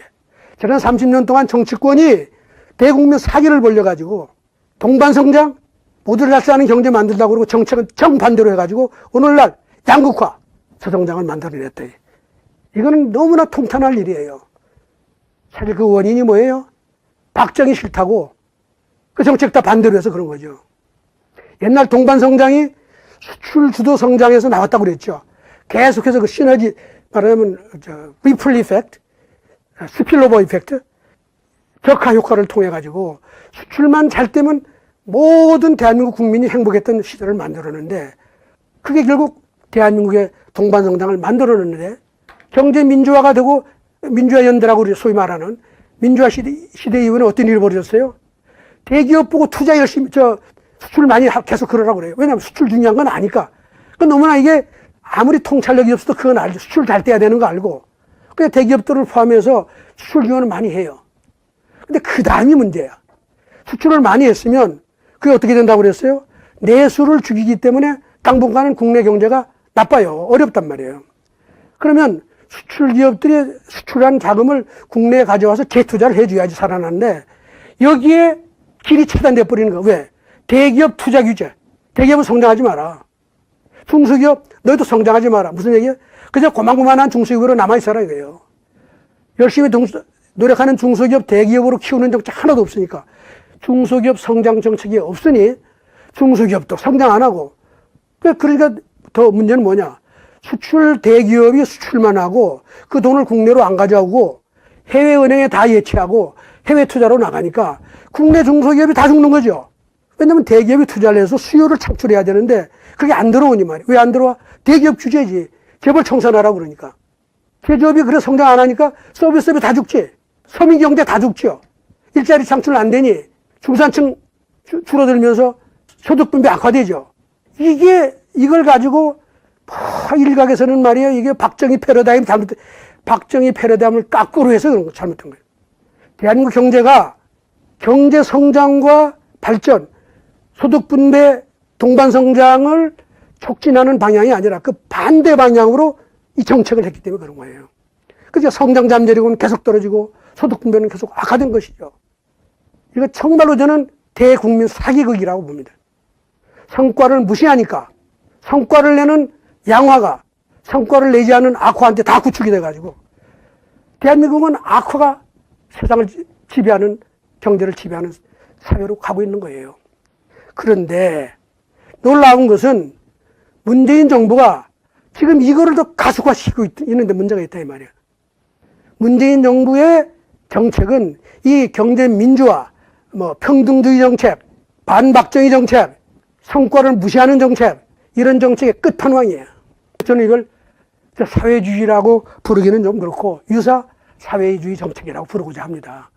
결과를 평등하게 만들어야 된다. 기회도 평등도 잘 안 되는데 할 수가 없어요. 기회 평등도. 결과 평등하겠다는 거야. 기회 평등도 안 되는데. 기회 평등 뭐예요? 안 되는 이유가 뭐예요? 기회든 결과든 평등이라는 건 말이에요. 정부가 나눠줄 수 있는 게 아니에요. 기회의 평등이든 결과의 평등이든 이건 국민이 각자가 노력해서 쟁취해야지. 시장을 통해서 그걸 쟁취해야지. 어떻게 국가가 나눠줄 수가 있냐 이 말이야. 근데 정치권이 계속 사기를 치고 있단 말이야. 결과와 기회의 평등을 정치가 만들어낸다. 세상에 이런 사기는 없습니다. 그러니 어떻게 돼? 악화가 계속 양화를 구축하는 거예요. 그리고 수월성? 이게 모든 불평등의 원인이라고 말이야. 수월성 없애겠다는 거예요. 사회주의 꼭 같은 거죠. 사회의 하향 평준화는 불가피한 것이죠. 저는 지금 정부가 하는 이 모든 정책이 지난 30년 동안 90년대 이후에 대한민국 경제의 경쟁력을 갉아먹고 분배를 악화시키고 성장을 떨어뜨린 이 정책의 끝판왕이라고 해도 틀리지 않다. 저는 그렇게 생각을 합니다. 제가 여기 현 정부에서 하는 여러 가지 정책들을 가져왔는데 하도 좀 논란이 많으니까 전 소위 말하자면 다시 얘기 꺼내기도 싫어요. 제가 지난 30년 동안 했던 얘기를 다시 하기 때문에 제가 같은 얘기를 주장해 왔는데 하나도 달라지는 게 없어요. 계속해서 같은 방향으로 강화하고 경제를 또 악화시키는 방향으로 가고 있기 때문에 이게 정말 이런 얘기를 이게 문자로 보는 것만도 제가 아주 식상합니다. 그러나 이게 얘기는 안 할 수가 없고요. 소득 주도 성장이라는 게 말이 되는 얘기입니까? 소득을 만들어내지도 않는데 어떻게 소득이 주도해요? 소득을 만들어내는 놈이 다 청산되고 사라졌는데 어떻게 소득이 주도할 수가 있냐 이 말이에요. 인구를 많이 올리는데 어떻게 서민 경제가 살아나며 아파트 분양가 규제하고 온갖 규제를 하는데 어떻게 아파트 공급이 제대로 되고 가격을 규제하는데 어떻게 그 경제 공급이 제대로 되겠느냐 이거예요. 그러니까 다 어려운 거죠. 중소기업은 가업성계를 다 중소기업이 상속을 하려면 60% 이상의 상속세를 내니 그러면 중소기업이 살아남겠어요? 가업은 성장해서 삼성이 되도록 하는 길을 만들어줘야 되는 것이고 그러려면 과감하게 중소기업의 가업승계는 세금을 면제해야지 되는 거예요. 면제하란 말이에요. 그런 과단성 있는 정책을 못하면 중소기업의 성장은 일어나지 못해요. 대기업에 대한 성장 규제 열심히 더 하려고 그래요. 해보라고 그러죠. 대한민국 경제 더 무너지고 와야 될 것입니다. 제가 아까 기업 성장 부분 지난 60년 동안에 봤죠. 지금 2, 3% 성장률 가지고 말이에요. 어떻게 대한민국 경제의 성장률을 올릴 수가 있나요? 기업 부분의 성장률을 하고 경제전체 성장률 같아요. 당연하죠. 기업이 없이 성장이 안 되는 것이고 기업의 경제적인 차별화 원리의 실천이 없이는 어느 자원도 생산성 높게 쓸 수가 없는 것이 세상의 이치인데 이놈의 기업을 다 잡겠다고 그러니 어떻게 경제가 나아질 수가 있느냐 말이에요. 탈원전 문제 이것 때문에 우리나라 제조업이 다 붕괴되고 있죠. 원전 관련 산업들이 말이에요. 사회주의 이념 때문에 이 경제민주화니 경영민주화니 해가지고 노조가 세계적으로 가장 전투적인 노조가 된 거 아니에요.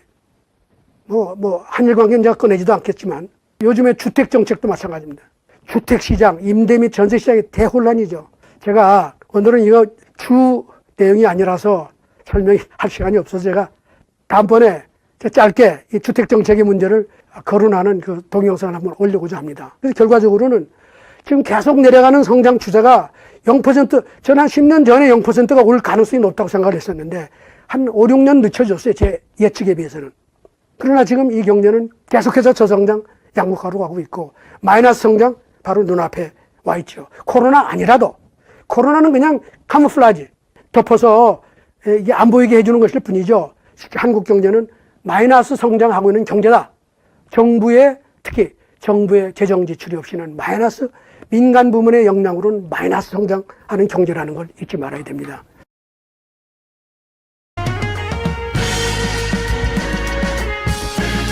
안녕하세요. 사승입니다. 마지막 강좌 제4강 한국경제 회생의 길에 대해서 말씀드리고자 합니다. 3강에서 말씀드린 논지에 따르면 앞으로 어디로 가야 할지는 너무나 명백합니다.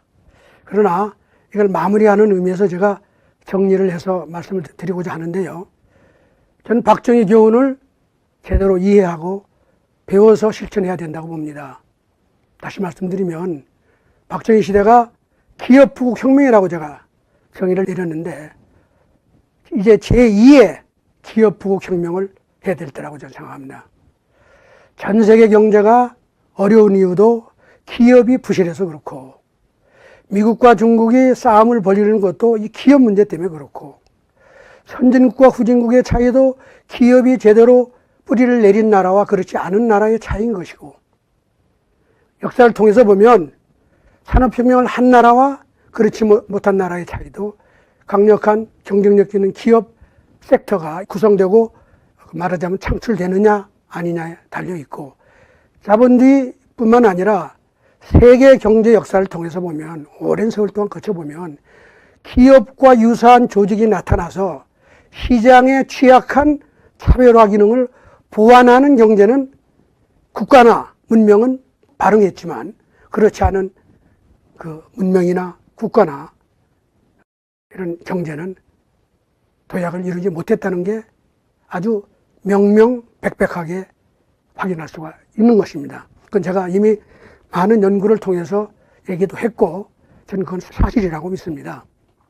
그래서 박정희 대통령 시절에 대한민국들의 기업이 신나게 달리고 성장하고 수출하고 중화공업에 투자하고, 그래서 한강의 기적을 만들었던 이 원리를, 분위기를 살려내는 것만이 오늘날 마이너스 성장으로 치닫고 있는 경제를 살려내는 길이다, 이렇게 봅니다.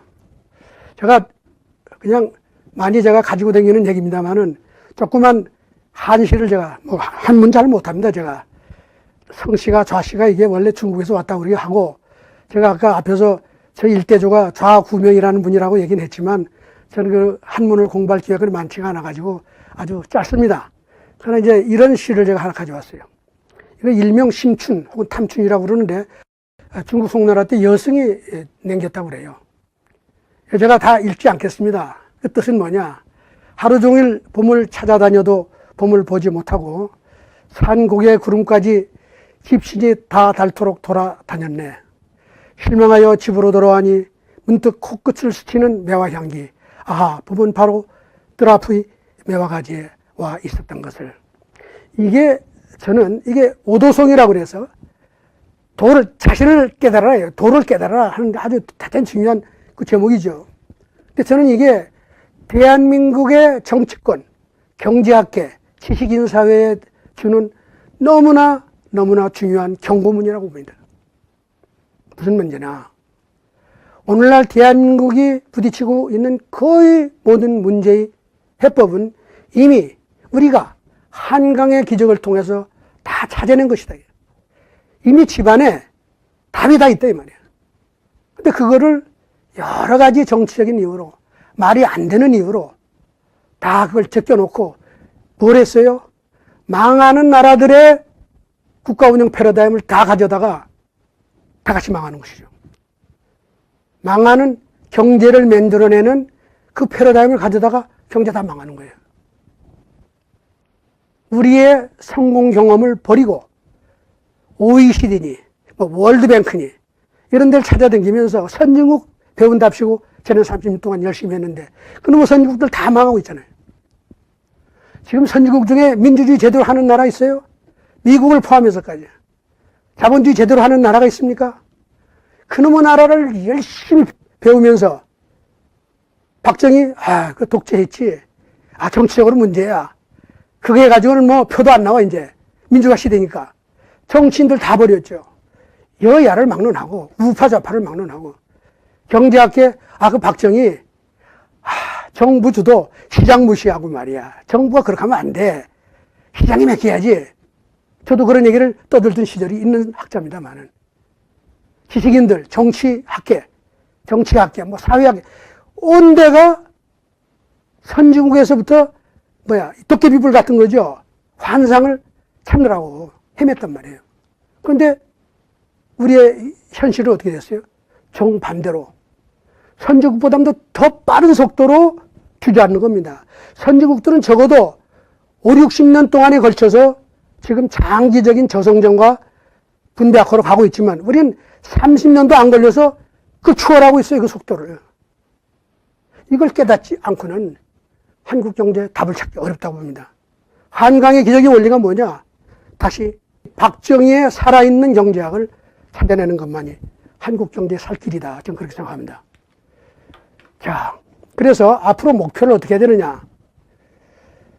저는 한국이 세계 인류로 살아남고 더구나 중국을 물론이고 세계 강국들한테 절대 꿀리지 않는 강력한 경제를 만들어내야지만 우리가 그동안 5,000년 동안 말이죠. 주위의 강국한테 침탈당하고 폄하당하고 했던 이 역사를 이렇게 바로잡을 수 있다 생각해요.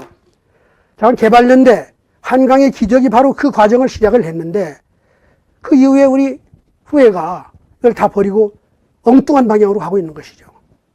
그래서 저는 우리가 지금 3만 불 수준 가까이 가 있는데 전 세계 소득 분포를 보면요.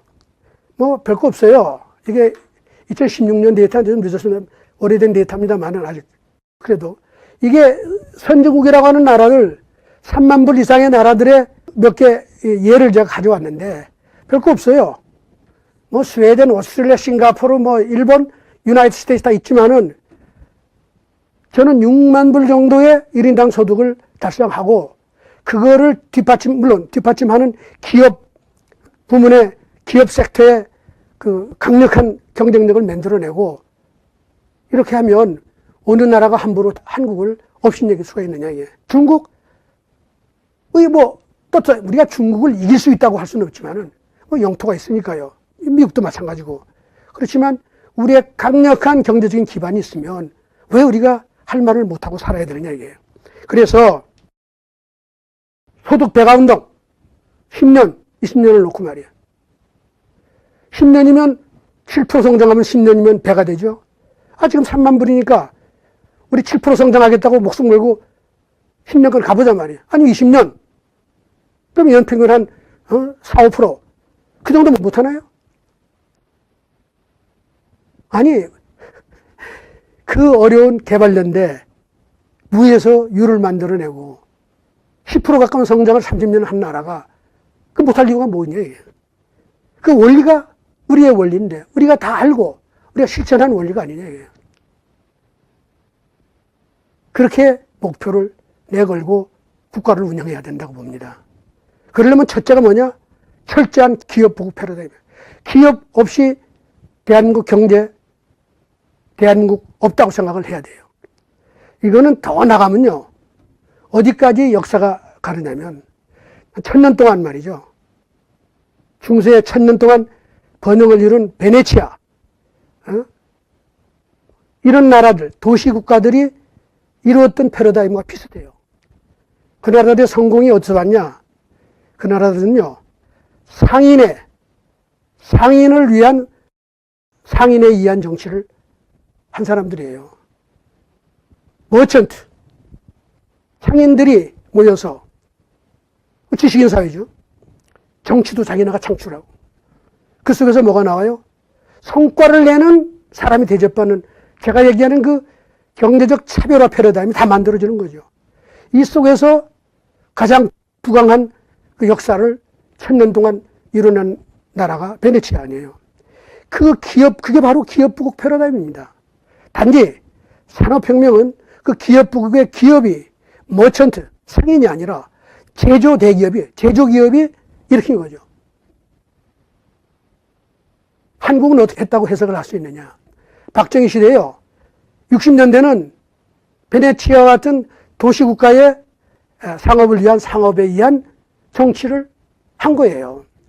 박정희 대통령이 기업의 어려움을 항상 귀를 기울이고 그걸 풀어주고 기업이 역동적으로 다 성공할 수 있도록 인센티브를 주고 깨끗하게 정경유착 없이 말이에요. 기업이 다 성장할 수 있게 중소기업이 대기업으로 가도록. 그래서 기업의 성장이 국가의 기본이라고 하는 생각을 가지고 했는데 이게 바로 베네치아의 상황하고 좀 같다고 봐요. 베네치아와 박정희 한강의 기적이 60년대가 이게 같은 패러다임이었다 이런 얘기예요. 물론 베네치아의 상인 기업 도시 이 패러다임이 네덜란드, 영국을 거쳐서 산업혁명으로 이어졌던 건 또 다른 스토리입니다. 이 영국에 와서 그게 상인 경제가 제조업 경제로 바뀌었던 거죠. 이렇게 산업혁명이 만들어져. 기업이 항상 중요한 역할을 한 겁니다. 근데 우리 박정희 시대는 어떻게 했어요? 60년대 상업기업들이 수출을 일으켰단 말이에요. 노동집약적인 산업, 심지어는 가발까지 수출하면서 했단 말이에요. 70년대는 뭐예요? 제조업 산업혁명을 일으킨 겁니다. 70년대 10년 동안에 우리 일으킨 게 누가 한 것이냐. 영국도 다 못한 거예요, 산업혁명 때. 19세기 후반에 미국과 독일 같은 나라가 제조업 강국으로 부상하면서 영국을 캐치업했단 말이에요. 이 스토리가 70년대 대한민국의 부국 패러다임인 거예요. 그러니까 박정희 시대 20년은 말이에요. 첫 10년은 도시, 상공인들의 노력을 이끌어내가지고 수출을 일으키고 경제를 일으킨 겁니다. 그리고 나서 제대로 된 산업혁명을 중화공업 육성 정책을 통해서 10년 동안 일으킴으로써 이게 풀셋, 미국과 독일과 같은 풀셋 경제를 만들어낸 거다. 이 패러다임이 우리의 성공 역사입니다. 이거를 살려내야 돼. 이 기반은 뭐예요? 정치의 경제화. 정치가 철저하게 경제 예속이 돼야 돼. 경제 발전에, 경제 성장에 예속이 돼야지. 정치가 나서서 경제를 일으킨다? 말도 안 되는 얘기예요. 정치가 나서서 분배를 개선한다? 말도 안 되는 얘기예요. 누가 분배를 만들어내요? 기업이 동반성장을 만드는 핵심 플레이어가 자본주의 사회에서. 기업이 없이 동반성장은 절대 일어날 수가 없다. 기업이 없으면 어떻게 돼요? 모든 경제가 농경사회로 가. 농경사회는 기업이라는 조직이 없는 교환경제사회인데 그 사회는 수천 년 동안 마을 사서 출업해서 거지같이 살았단 말이에요. 그거를 해결한 게 바로 기업이 들어와서 농토에 있는 대부분의 인구를 기업 속으로 집어넣어서 그 중산층을 만들어낸 거예요. 그래서 지금 선진국이라고 하는 나라, 우리까지 포함해서 농업의 GDP에서 비중이 5%도 안 되잖아요. 농업이 중요하지 않다는 얘기가 아니라 부가가치 창출 면에서 보면 기업이 심지어는 농업까지 기업화되어 있잖아요. 기업이 없이 자본주의 경제의 부가가치 창출은 안 되고 일자리 창출 안 되고 중산층의 창출이 안 되기 때문에 정치가 나서서 뭐 어떻게 성장을 시키고 분배를 만든다? 말도 안 되는 얘기입니다. 기업이 나서야 할 수 있는 거예요. 그래서 기껏 정치가 할 수 있는 거는 쓸데없는 정치의 경제에 대한 개입을 자제하고 꼭 뭘 하더라도 경제적 차별화 원리, 성과를 중시하고 열심히 노력하는 사람이 대접받는 이걸 소위 저는 경제정의라고 주장합니다. 이 경제정의가 실천될 수 있는 사회 기반을 만들고 제도를 만들어내는 일을 해내야지 그걸 안 하고는 정치는 경제에 아무런 도움이 안 되고 더 나가면 국가 발전에 전혀 도움이 안 된다. 그게 지금 선진국의 저성장 양극화 이걸 통해서 증명이 된 거예요. 그래서 최근에 와서 무슨 모 당에서는 무슨 경제민주화를 다시 이미 다 했죠. 지금 정부는 이미 경제민주화를 다 깔아놨는데 자기네가 주장한 걸 그러니까 어떤 분이 가서 그거 만들어줬죠. 이제 또 다시 또 하겠대. 이 평등주의 함정에서 빨리 벗어나야 된다. 이 나라는 지금 여야를 막론하고 이 사람들의 정책은 모든 국민을 가난의 함정으로 지금 끌고 가고 있는 것이다. 제발 국민을 위해서 하는 정책이라고 거짓말 하지 말아야 됩니다. 지금 정치권 모두가 또다시 궁극적으로 또다시 말이야 그 대국민 사기를 치고 있다고 저는 감히 주장합니다. 저하고 토론하고 싶은 분이 있으면 감히 누구든지 오세요. 차이와 차등을 용인하는 사회만이 진보할 수 있는 거예요. 이건 역사의 철칙입니다.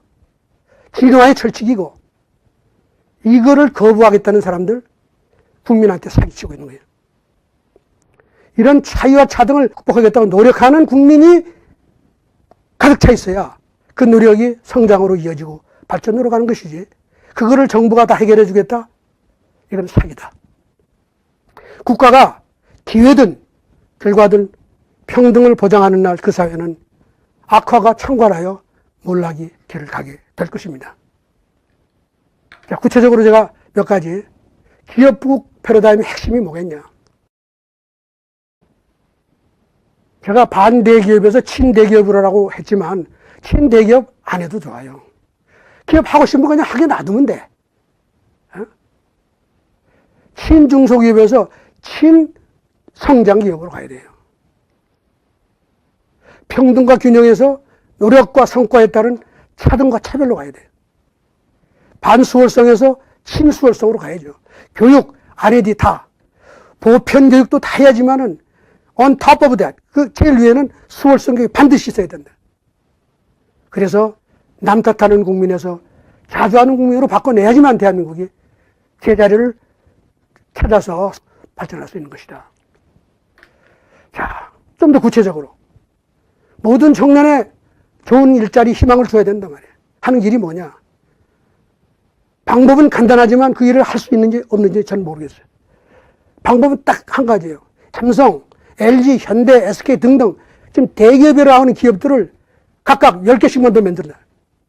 중소기업을 성장기업 육성정책으로 바꿔내고 기업들이 마음껏 뛰게 하면 말이야. 지금 삼성이 10개 더 이상 만들어지지 않는 데는 보장이 어디냐. 우리가 또 삼성을 만든 나라 아닙니까? LG를 만든 나라고. 그런 류의 기업들이 배 이상씩 늘어나면 대한민국은 삽시간에 세계 1등 경제가 될 수 있다. 그게 뭘 의미해요? 모든 청년이 원하는 일자리 다 만들어줄 것이고 소득 분배 다 개선되고 지역균형 발전, 국내 균형 발전 모든 게 다 일어난다. 그게 완전한 해법인 거예요. 대기업들한테 배가 아파서 재벌을 찾겠다고 할 게 아니라 진짜 배가 아프면 그 하는 짓이 소위 말해 보기 싫으면 어떻게 해야 되는지 알아요? 또 다른 재벌을 자꾸 만들어서 끝없는 경쟁 속에 몰아넣어서 함부로 독점도 못하고 그저 열심히 살아남기 위해서 뛰다 보면 나라에 도움이 되는 그런 경제를 만들어야지만 대한민국 경제가 세계 1등 경제로 갈 수 있다. 이게. 중소기업 지원해야죠. 키워야죠. 어떻게 해야 돼? 못하는 중소기업 잡고 정말 뭘 만지고 있으면 안 되고 성장하는 기업을 우선 육성하고 그 기업들이 가업성계를 통해서 더 큰 기업으로 갈 수 있도록 과감하게 지원을 해야 된다면. 그렇게 하면 뭔 좋은 일이 생길 수 있냐. 오늘날 젊은 그 청년들이 중소기업을 안 가는 이유는 간단해요. 중소기업 가면 장가를 못 가니까 그런 것이죠. 옛날에는 저희 때만 해도 말이야. 중소기업에 가면 나중에는 중소기업이 아니라 대기업의 사장이 되는 거죠. 왜? 중소기업이 그동안에 성장을 하니까 졸제 내가 중견 대기업의 사장이 되는 거예요. 지금은 중소기업에 가면 그 영원히 중소기업이니까. 왜? 정부가 성장 지원 정책을 안 하니까. 그 젊은 머릿속에 세계화되어 있고 말이야. 사회적인 젊은 세대가 그 중소기업을 가겠냐 이거예요. 성장하는 중소기업의 모델이 계속 사방에서 나와서 대기업이 되는 게 보여야지 나도 중소기업 가서 바닥서부터 일해서 대기업에 회장하고 사장하고 회장하겠다고 뛸 거 아니겠어요. 그거를 다 차단해놓고 뭐 좋은 일자리 만들어서 청년한테 좋은 일 하겠다. 이거 다 사기다. 지금 하는 식으로 절대 좋은 기업 생기지 않고 좋은 일자리 만들어내지 못한다. 그리고 우리가 또 포용적인 동반성장을 만들어야 될 거 아니에요. 지금 안 된다. 방법은 제가 앞에서 다 얘기했죠. 이미 거기서 다 답이 나와 있어요. 대기업들 국내 투자 규제를 완전히 풀어라. 지역, 분야 가리지 말고 원하는 거 마음껏 투자해라 말이야. 에? 이게 답인 거예요. 이래야 지역 균형도 일어나고 성장도 일어나고 분배도 동시에 개선이 되는 거예요. 지금의 정책은 다시 말하지만 내수를 계속 죽이고 수출하는 대기업만 도와주는 일이야. 그리고 그 돈을 가지고 해외 가서 장사 잘 해먹고 잘 살게 하는 거지. 우리 일자리 다 팔아먹고 내수는 계속 죽이는 거예요. 왜? 수출을 계속 하는 한 내수는 반드시 상대적으로 약화되는 거죠. 이런 정책을 하면서 일자리 만들겠다 국내. 이건 또 거짓말인 거예요. 수출 기업이 수출 수익을 과감하게 국내로 어디든 투자하도록 풀어놓으면 내수가 다 살아나고 박정희 시대에 수출만 잘 되면 모든 나라가 행복한 그런 시대로 갈 수 있다. 그래서 기업의 성장 촉진 및 장려 이것만이 성장과 분배를 개선할 수 있고 균형되고 평등하다는 말을 내걸고 정책을 하겠다고는 이건 다 반성장, 반분배 패러다임이에요. 성과에 따른 차등, 차별만이 자주하는 국민을 키워내고 자주하는 기업을 키워내서 동반성장하는 나라를 만들 수 있다. 시장이라는 건 절대 녹록하지 않고 따뜻하지 않다. 끝없이 땀을 요구한다. 이를 부정하면 사회주의자예요. 자유는 경제적 차별과 불평등의 압력으로 발전을 유도하는 장치입니다. 자유가 모든 걸 행복하게 만들어주는 게 아니에요. 자유는 끝없이 불평등의 압력을 주는 거죠. 그걸 통해서 다 일어나게 만드는 거예요. 만일 이걸 못 받아들이겠다고 그러면 국민은, 우리나라 국민 사회주의로 가야 된다. 국민이 선택하면 할 수 없죠. 내가 보기에 요즘 국민이 이제 이걸 받아들이지 못하고 사회주의로 가겠다는 것 같아요. 응?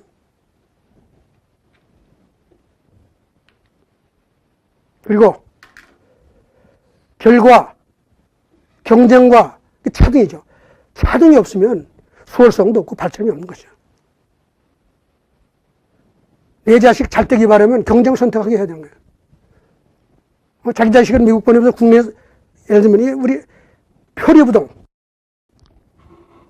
수월성을 원하면서 성과에 따른 차별, 차등을 반대하는 거, 이게 표리부동한 거예요. 우리나라 정치인들 보세요. 저는 정말 이게 아주 황당한 일이라고 봅니다. 정치권에서 공개석상이나 국회에서 발언하고 뭐 법을 만들고 하든 너도 나도 평등을 얘기해요. 국민 표 다 바르는 거 아니에요? 돌아서면 이 사람들 뭐 하는지 알아요? 돌아서서 개인 생활, 뭐요? 시장으로 가면 이 사람들 하는 게 뭡니까? 선택하죠. 시장에서 거래하는 건 전부 다 선택인 거예요. 그 선택은 뭐예요? 차별하는 거고 불평등을 만드는 거죠. 물론 그 압력이 동기부여가 된다고 제가 계속 주장하지만은 그 일을 하는 게 정치인들 아니에요. 그러니까 한쪽에서는 계속 국민들한테 거짓말하는 거예요. 평등과 균형이 여러분 다 먹여 살리고 저희가 그걸 위해서 노력하겠습니다 그러고 돌아서면 시장 가서 정반대의 일을 하는, 이게 대국민 사기인 것이죠. 삼성을 없애겠다고 떠드는 사람이 삼성 물건 안 쓰는 사람이 있는가 보세요. 그 정치인들. 어? 이게 대한민국이 정말, 정치권이 정말 저는 문제투성이라고 봅니다, 이게. 이게 민주주의가 이렇다면 정말 민주주의 개혁해야 될 거 아니겠냐. 경제에 전혀 도움이 안 되는 민주주의. 제가 세계 경제 할 때 다 얘기했죠. 그래서 정치의 경제화가 안 되면 전 세계 어느 경제도, 대한민국 경제도 살아남을 길이 없다. 경제나 시장이나 기업은 절대 민주화의 대상이 아니에요. 민주화라는 것은 평등함을 주장해요. 자유와 평등이 있지만 요즘의 민주주의는 전부 다 평등민주주의. 자유민주주의 하나도 없어요. 전 세계 경제가 어려운 이유가 이 평등민주주의를 하기 때문에. 민주주의라는 이런 거는 없고 거기에 자유평등이 있는데 자유는 죽이고 평등하겠다는 거 아니에요. 사회주의 가까이 다 가는 거예요. 근데 경제는 뭐예요? 시장은 뭐라고 그랬어요? 기업은 뭐라고 그랬어요? 제가 3.1세 경제발전원의 주장이 뭐예요? 시장도, 기업도, 정부도 어떻게? 경제적으로 차별화해야 된다. 그 기능을 강화해야 되는 거. 그 자원을 그렇게 써야 되고, 사람도 그렇게 써야 되고, 이래야지 그게 경제가 마차에서 우주선까지 가는 길이 열릴 수 있다, 이런 거 아니에요. 경제, 시장, 기업은 절대 민주화의 대상이 아닙니다. 여기에 민주화하겠다고 나서는 사람은 그러면서 국민을 위하는 것이다, 나라를 위하는 것이다 하는 것은 세상에 둘도 없는 거짓말쟁이다, 이런 얘기예요. 항상 잊지 말아야 됩니다. 하늘나라의 하느님서부터 실천을 하셨죠. 그 성경에 나오는 마태복음 25장 제가 다시 말씀드려요. 하늘은 항상 스스로 돕는 자를 돕습니다. 이 원리가 시장경제의 기본 원리고, 이 원리가 정부 정책의 기본 원리고, 기업의 성공 원리고, 시장의 존재 이유인 거예요. 시장이 이걸 실천 못하고 이걸 거꾸로 하면 그 나라는 망하는, 그건 시장이 아닌 것이죠. 제가 좀 얘기를 말씀을 드리다 보니 목소리가 좀 높아졌는데 여러분 좀 양해하시기 바랍니다. 제가 왜 목소리가 높아지느냐. 제가 거의 지난 30년 동안 제가 같은 소리를 했기 때문에 이게 이 나이에 또 이 시기에 이게 똑같은 얘기를 해도 되는 나라가 30년 동안 하나도 안 바뀌고 계속 안 되는 방향으로 왔다는 이 자괴감 때문에 이게 참 한심한 생각이 듭니다. 제발 일부 정치인이라도 제 얘기를 좀 듣고, 제 얘기가 아니죠. 박정희 시대에 우리가 했던 성공의 원리를 이해하고, 박정희 대통령 시절에 여러 가지 과가 있다고 그래 그 과를 우리가 복제하자는 게 아니고, 우리가 만들어낸, 아까 제가 오도송 말씀드렸죠.